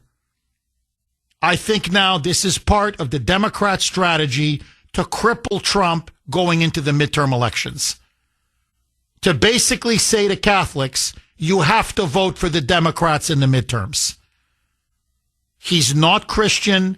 He's not a man of God. He's, he's someone who's blaspheming. That's basically that's what the Pope is essentially saying. He is not a true disciple of Christ. In other words, wink, wink. You know who to vote for in November. And I'm sorry, but that's not the role of the Pope. 617-266-6868. Agree, disagree. Ken in Weymouth. Thanks for holding, Ken, and welcome. Hey, Jeff, long-time listener. Hey, I'd like to say this. The Pope is the guardian of the faith. He's supposed to guard it against all heresies and all errors. And if you want to see a true Pope of peace, look at Pius XII. He stood up right to the Nazis. Okay? He personally hid 800,000 Jews so they wouldn't be annihilated. All right? So if the church has never changed in its doctrine, then something's changed. And all I can say is, the communists, their biggest enemy is the Catholic Church. It's just that simple. And everything else leads up to that. I mean, we should be defending the faith. The problem is we're defending human respect over the faith. And I think Trump is bringing that out. And, peace to all men of goodwill, not goodwill to all men. I think we all have goodwill in us. And I think Trump, who is a Protestant, myself, I was a Protestant. I came into the church. Here's the other thing. St. Paul says, hold fast to the traditions. Why is the Pope trying to suppress the traditional Latin Mass, the Mass that was said before the changes at Vatican II? And Vatican II, by the way, was hijacked by the progressives. There's a few books. I would love to speak with you off the air. I could leave my phone number. But this is what's going on, and you're seeing it with the LGBTQ, and you're seeing it with Black Lives. These are all Marxist, socialist, communists, including the environmentalists. Bingo. And they're the ones, it really began to be fair, okay? You're right. You're completely right, Ken. Don't get me wrong. But it began under Francis. Leo is just continuing what Francis started. So it's not, I don't want to claim that Leo is starting this or initiating this. He's not. He's just following upon Francis. Francis brought the Marxists into the church. He brought LGBTQ, that lobby, into the church. He brought the radical green, as you put it, communist agenda. That's what modern environmentalism, it's watermelon. It's green on the outside, communist red on the inside. And so he brought radical environmentalism into the church. And Leo, again, more low key, not as charismatic, not as flamboyant, not as outspoken the way Francis was, but, has his own style. And so, not as publicly, as combative as Francis was. But still, he's a clone. He's a clone of Francis. And many of the top contenders for the papacy afterwards openly said it. One of the people I wanted to be Pope is an African cardinal by the name of Robert Sarah. Sarah. You can look him up. An incredible man. A traditionalist, a conservative, a true, as you put it, defender of the faith. An anti-communist, pro-life, much more in the Ratzinger, Benedict, John Paul II tradition. And the liberals formed a coalition within the conclave to deny it to Robert Sarah. And I don't want to get into inside baseball, but look, the faith is growing in Africa. The cradle of the Catholic Church is no longer the Christian West. It breaks my heart to say this. Okay, but it's no longer in Europe. Europe is secular. The faith outside of a few countries in Eastern Europe is dying in Europe. I'm just stating a fact. The heartland of the Catholic Church is in Africa and in Latin America. And in Africa, it is growing like wildfire. That's why the Islamists are bent on wiping it out. So to me, number one, I think he's the best person for the job. If you want my, just give you my honest opinion. But secondly, if I was at the conclave, I'd say, and he's from Africa. That's the future of the church. That's now the heartland and cradle of the church. So doctrinally, he's the best person for the job, the truest. I think talent-wise, he's the best person for the job in terms of character, in terms of integrity, in terms of energy, in terms of missionary activity. And I think just geographically, you want to have a pope where we've got, hundreds and hundreds and hundreds of millions of followers, and they're just growing and growing by the day. And by the way, that's the real clash between Christianity and Islam is in Africa. The Middle East, it's there, but Christians are being wiped out. In Africa, they're still very strong and are a real bulwark to radical Islam. So I would say on every freaking level, he's the man for the moment. But no, Cardinal Sarah afterwards admitted, you can see the interview. He said, you want to know the truth? I'll tell you the truth. They went for Leo because I think he called him a clone of Francis, or I forget how we phrased it. But basically, it's Pope Francis, the sequel. Personality a little different, a little more boring, a little more bureaucratic, a little more low-key. And they kind of wanted that as well because they thought that Francis, he kind of grated on people, that he kind of sparked some opposition among conservatives by needlessly pressing and pushing. And his war on the Latin Mass is an example. Francis led the charge against the Latin Mass. And they said, well, Leo is a little better on things like that. He's more of a bureaucratic conciliator. But on the mission of the church, on the liberal theology that they're peddling, this is Francis all the way, baby. And I think what distinguishes Leo from Francis, and that's what's come out, he is an American. He is born and raised in Chicago, ties to the Chicago political machine, a clear ally of Barack Obama. And as an American, he just can't keep his mouth shut when it comes to American politics. As Verna said, she made an excellent point. Notice he doesn't say much about Russia. Not really doesn't say much about China. Doesn't say much about Canada. There's some really dangerous things, anti-Christian things happening in Canada. He's not interested. But he has to comment on America. And I think that's because he's an American. And now he's crossing a line. And he's meddling into internal American politics. And I think Trump tagged him when he said, you're behaving like a politician. You're not behaving like a pope. And he's right. Steve, thank you so much for that call, Ken. Very good call. Steve in New Hampshire. Thanks for holding, Steve, and welcome. So the depiction of the three-horned angel is in Norse tradition. So from Nordic tradition, okay, it stands for wisdom, power, and strength. It's called the Horn of Ordon. And that's what it traditionally has depicted, is wisdom, power, and strength. So you're saying that's not the devil then? That's not Lucifer? Only recently, in recent times, has it been used possibly in depictions of witchcraft.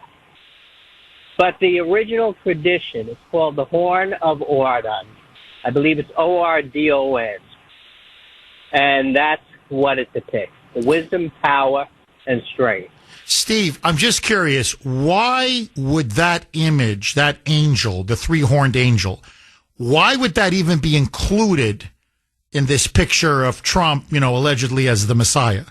What's the point? I mean, I understand the nurse. I understand the woman praying. I understand the veterans, the American flag, the Eagles, the fighter jets, the Statue of Liberty, the Supreme Court, everything there I get. I even get the angels at top because 4 out of the 5 are soldiers, sailors, soldiers, whatever, military people who've died. So I get that. But why that 3-horned angel? Why would that be included in this picture? What's your theory? The conclusion that I could possibly come to is of what I just said, that in Norse tradition, that's what it depicts. The wisdom, power, and strength. And honestly, I believe to Donald Trump, he feels that all 3 of those attributes go to him. That he has the wisdom, the power, and he's showing the strength. I don't know as far as, afterwards that it's been hijacked and thought to be used in witchcraft or whatever. That I'm basing it just upon my thoughts on what the traditional image means. Interesting. Steve, thank you very much for that call. Really good call. Okay, so Steve says he's seen the image and it's from Norse mythology. And so it has nothing to do with Satanism or Lucifer or the devil, nothing evil or nefarious. Okay, agree, disagree. What do you see? Am I the only one that sees a 3-horned angel? I mean, I'm just curious. John in Beverly. Thanks for holding, John, and welcome. Jeff, I got one question for you. Yes. If this was a liberal politician doing this with this photo, whoever, AOC, Obama, whoever, okay, you and your listeners would be outraged. You wouldn't defend it in any way. You wouldn't. John, can you do me a favor? I'm up against a break. Can you please hang on? Because I want to complete this conversation. Okay, let's go right back to John in Beverly. Just before I go back to John, and this is, to me, what I'm talking about all morning. Ran into somebody, don't want to say who it is, off air during the break. And this person's a diehard liberal. Okay, here at iHeart. Fine, everyone's entitled to their own opinion. But I can't tell you how many years I've known this person. And I mean diehard liberal. Can't stand the Catholic Church. Every time I see him, always railing about the Catholic Church, position on the family, on same-sex marriage, on abortion, on transgenderism. I could go on and on and on. Okay? Never goes to church. The most secular person you'll ever meet. What does he say to me today? Poor Leo. She sees me, he's shaking his head, and he said, oh, what Trump is doing to the Pope, it's a scandal. It's a scandal.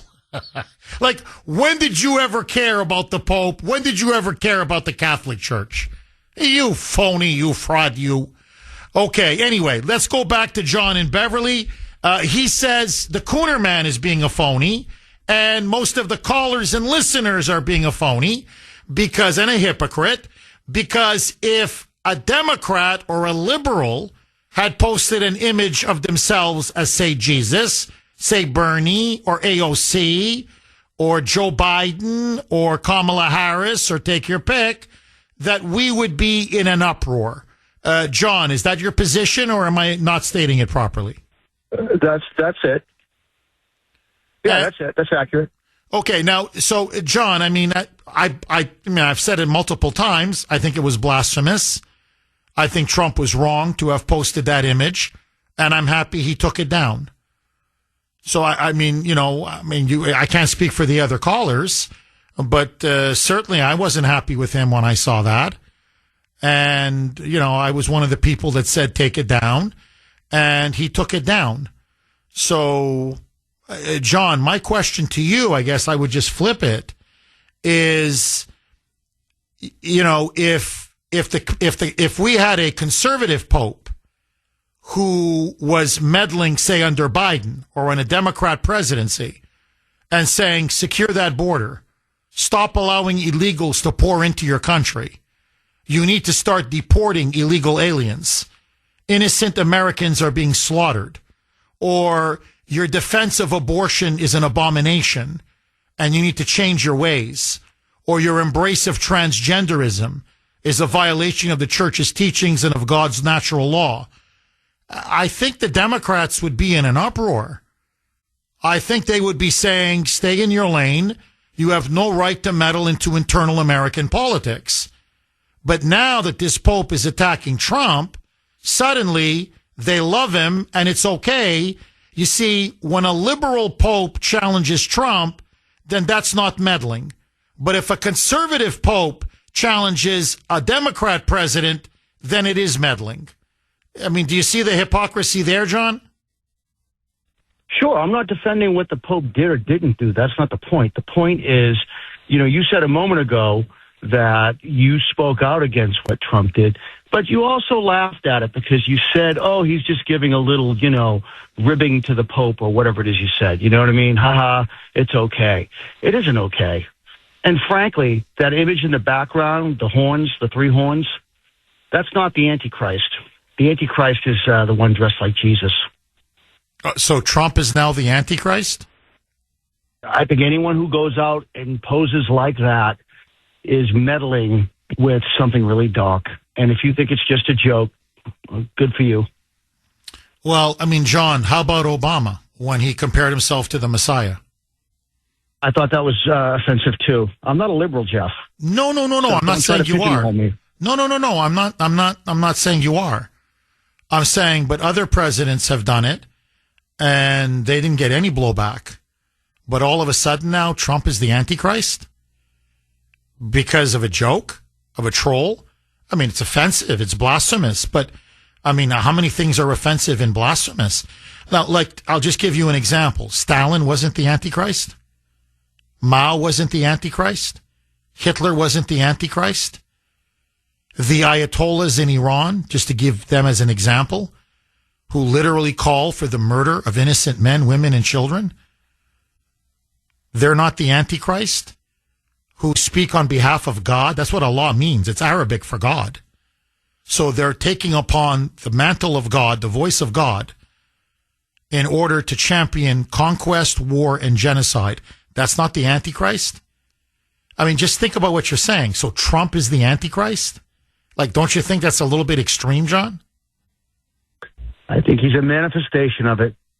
Any guy that goes around saying the stuff he does, Jeff, you guys defend it all the time. You use the mantle of Christianity saying, oh, yeah, he's the model Christian. Listen to the stuff he says. Listen to the stuff he does. If you really believe that, then your version of Christianity is... But I've never said it. Tell me, quote me, show me once where I've said he's the model Christian. I've never said that. Say you did. I'm saying MAGA does again and again and again. I don't think so. I think most MAGA see him as a flawed man. But, John, look, who's the man that ended Roe v. Wade? Trump. Who's the man that ended the genocide against Christians by ISIS? Trump. Who's the man that is defending religious liberty and religious freedom in the United States? Trump. John, no man has done more for Christians in my lifetime than Donald J. Trump. And you know the expression, God writes straight with crooked lines. In other words, many flawed people throughout the history of the church, very personally flawed people, have done great things. And I think Trump is just another one in a long line. Chris on the South Shore. Thanks for holding, Chris, and welcome. Hey, Jeff, I love your show. Thanks for taking me on here. My pleasure, Chris. AI images. It's funny listening to you got some of the callers talking about why would anyone add in the three-horned angel. This is an AI image. You give it a few prompts. Someone on the Trump team said, Trump image, he's healing a sick guy in a bed, and added a few prompts from there, right? I'm looking at the image right now, right? You got Trump healing the image. You got a hand on his head, and the American flag. AI just goes out to the web, based on your prompts and your requests, and it inserts all these things into an image. No one's thinking about what the symbolism of a three-horned angel, unless you got someone who's scrutinizing this to edit it. But I just did one myself while I was on hold. I said, okay, Trump healing a guy in a bed. I get a picture of Trump. He's got as Trump as an angel. He's got wings on him. I prompted an edit. I say, remove Trump's wings and add some Super America and angels in the sky, and I get another image. And I said, make Trump glow. And I have an image not too dissimilar to the one that's here. All the symbolism I'm hearing people talk about, it's just AI based on what you told it to generate. It's not that deep. I get you. You know, Mike's been telling me the same thing now for about an hour, at least an hour. Hey, Mike? He's been saying, no, Jeff, you don't know how AI works. I'm like, okay, I'm sorry. You know, I'm technologically a little illiterate. But he says, no, you just tell AI, I want this kind of picture or this kind of image. It's not like you can pick and choose every detail in the image. You give it a few, according to what Mike's telling me. And I guess what you're saying as well. You give it, I want Trump like this, healing a person, give me some Americana background, and AI makes it up for you or, does the whole picture for you. So, it's, now I got to ask you this, Chris, why would they, I'm just asking, why would they add the three-horned angel? Is it because it's a Norse mythology? Is that what it is? Like one of the callers said? Strength, power, wisdom? Why would AI add that? I'm just curious. That's up to the AI that you use. It combs the web for random images that match your criteria, and then it inserts it in the best way it can. It trims it and inserts it. That's an angel, right? I mean, no one here is arguing that it's not an angel, but people are finding that it's a very specific kind of angel. Well, to really know what the guy who did this was thinking, you'd have to look at what he listed exactly as his prompts. But in all likelihood, like you could easily have had someone say, Trump healing the sick, Trump is as an angel, and start from there. Or warrior angels, right? Just put warrior angels on top. And then you edit it, and your edit from there. I want, give me more angels, give me more America. I want the American flag in there. But I'm looking at the one I just generated, and I didn't say it, but it threw the it threw something from France on here. It threw the Eiffel Tower in here in my background. It's not perfect. It throws random stuff in that pops up with your prompts. Interesting. And so that was an angel that it found somewhere, and it shoved it in there. Unless you got someone who is extremely dedicated to tailoring the image and says, ooh, that three-horn, you'd have to have someone that says, oh, that three-horn angel, that's an evil symbol. The AI messed up, and then they'd remove it. Then, something like that's going to get by you. And frankly, I don't know if that's even true, if the three-horned angel's a bad thing or not. I mean, that would get by me. Someone generated this. They probably thought it was a beautiful image, and he posted it out. I'd like to know, did Trump's editor start that off like Trump as Jesus or Trump as an angel? I mean, I think that's the biggest difference you can get on this thing. Interesting. But, he just made a nice image, and a lot of people don't like it, so he took it down. Chris, you've seen the image, I take it, correct? Chris, are you there? Yeah, I'm looking at it right now. Okay. In your view, Trump says that's him as a doctor. To me, that's clearly him as Jesus. Am I wrong? I mean, that's why you'd have to ask for the prompts, right? If you ask for the prompts, like, okay, well, what prompts were used to generate this, and you could try to replicate it, but you could actually see that. I would certainly not be surprised if someone said Trump as Jesus healing the sick. I certainly wouldn't be surprised if someone said Trump as an angel healing the sick.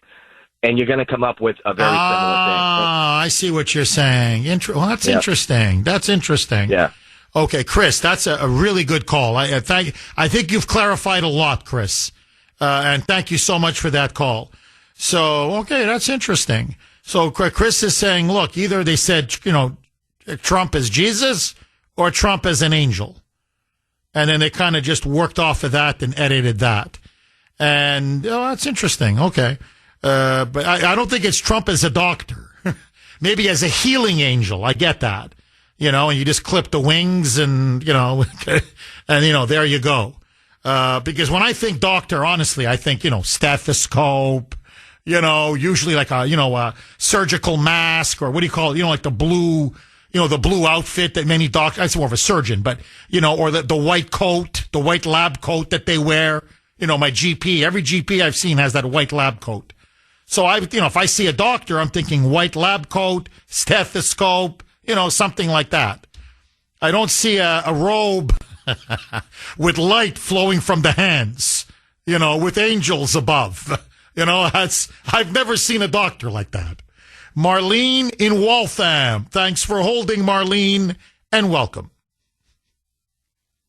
The way I look at it is this is subject to each person's interpretation.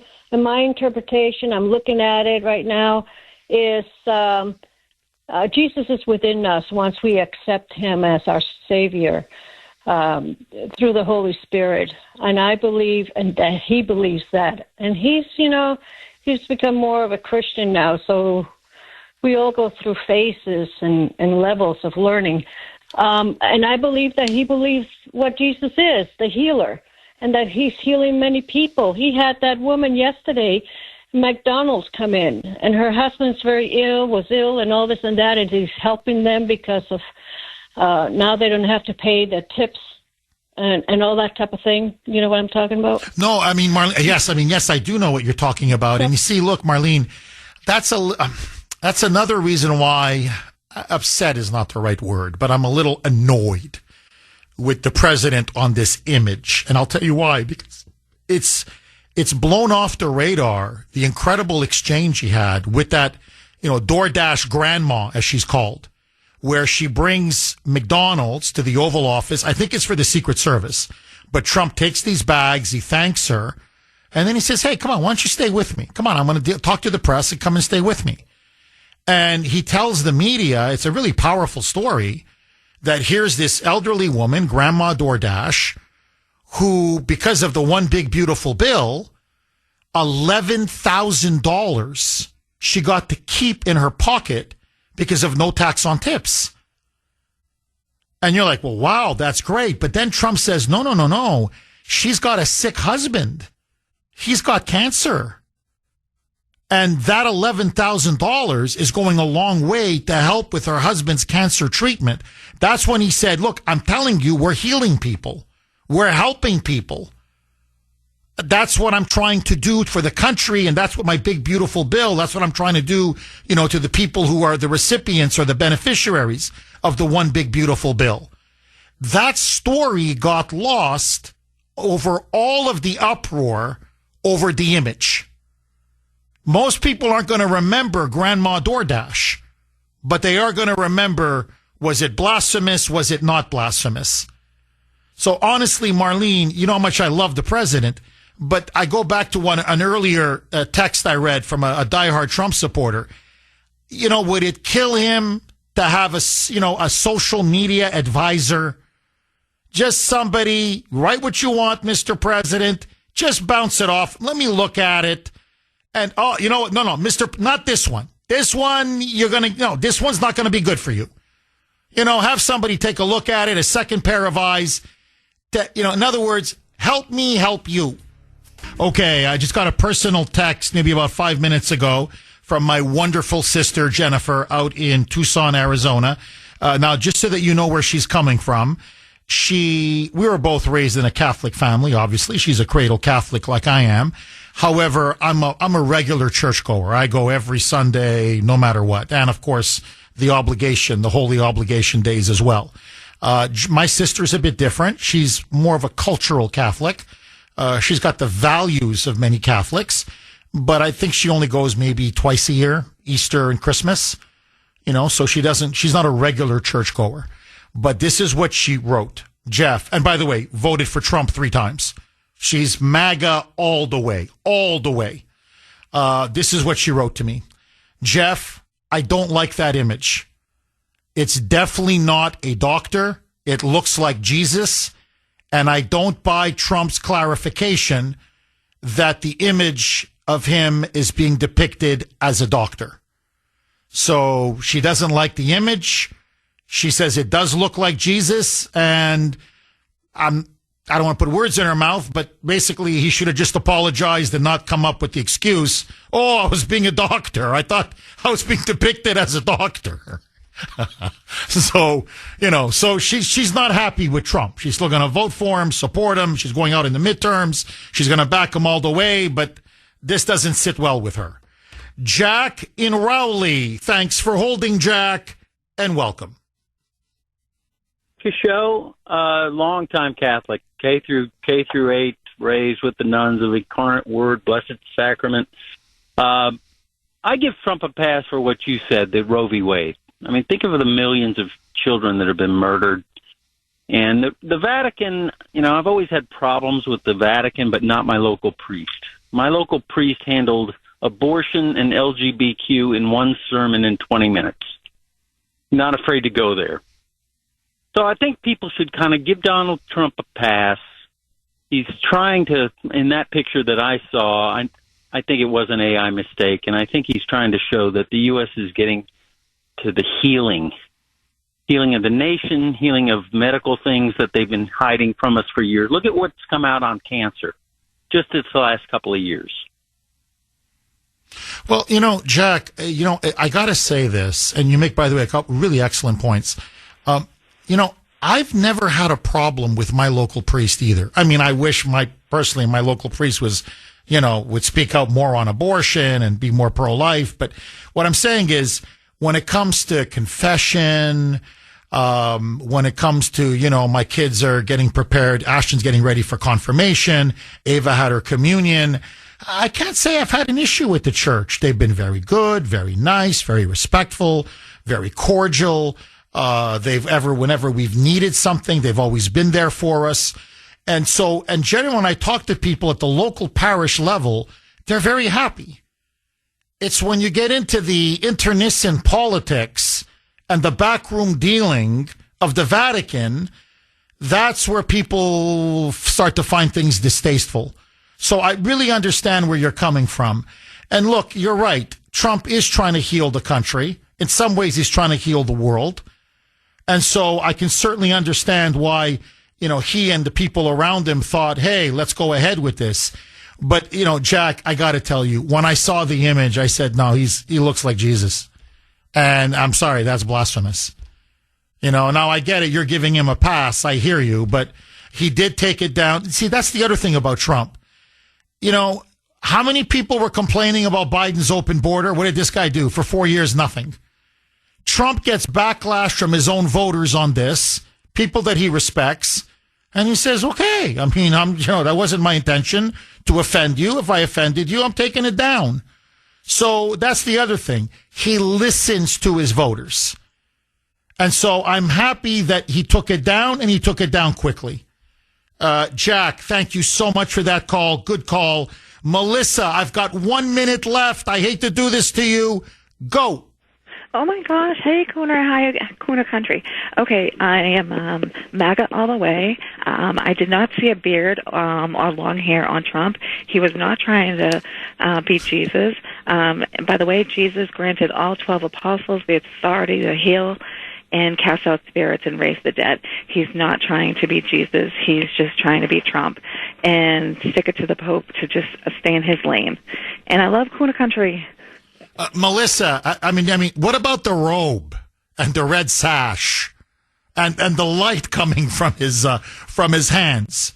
I'm just curious. Didn't you think that was a little Jesus-like? Quick, Melissa, you get the final word. Not at all. I think that he is a jokester, and he's just putting the Pope in his place. And we all know Trump, and he has nothing but good in his heart. And God bless America, and that's what he's trying to do. I am Trump all the way. Well, that's what J.D. Vance said. And J.D.'s a Catholic convert, actually. And he said it was a joke.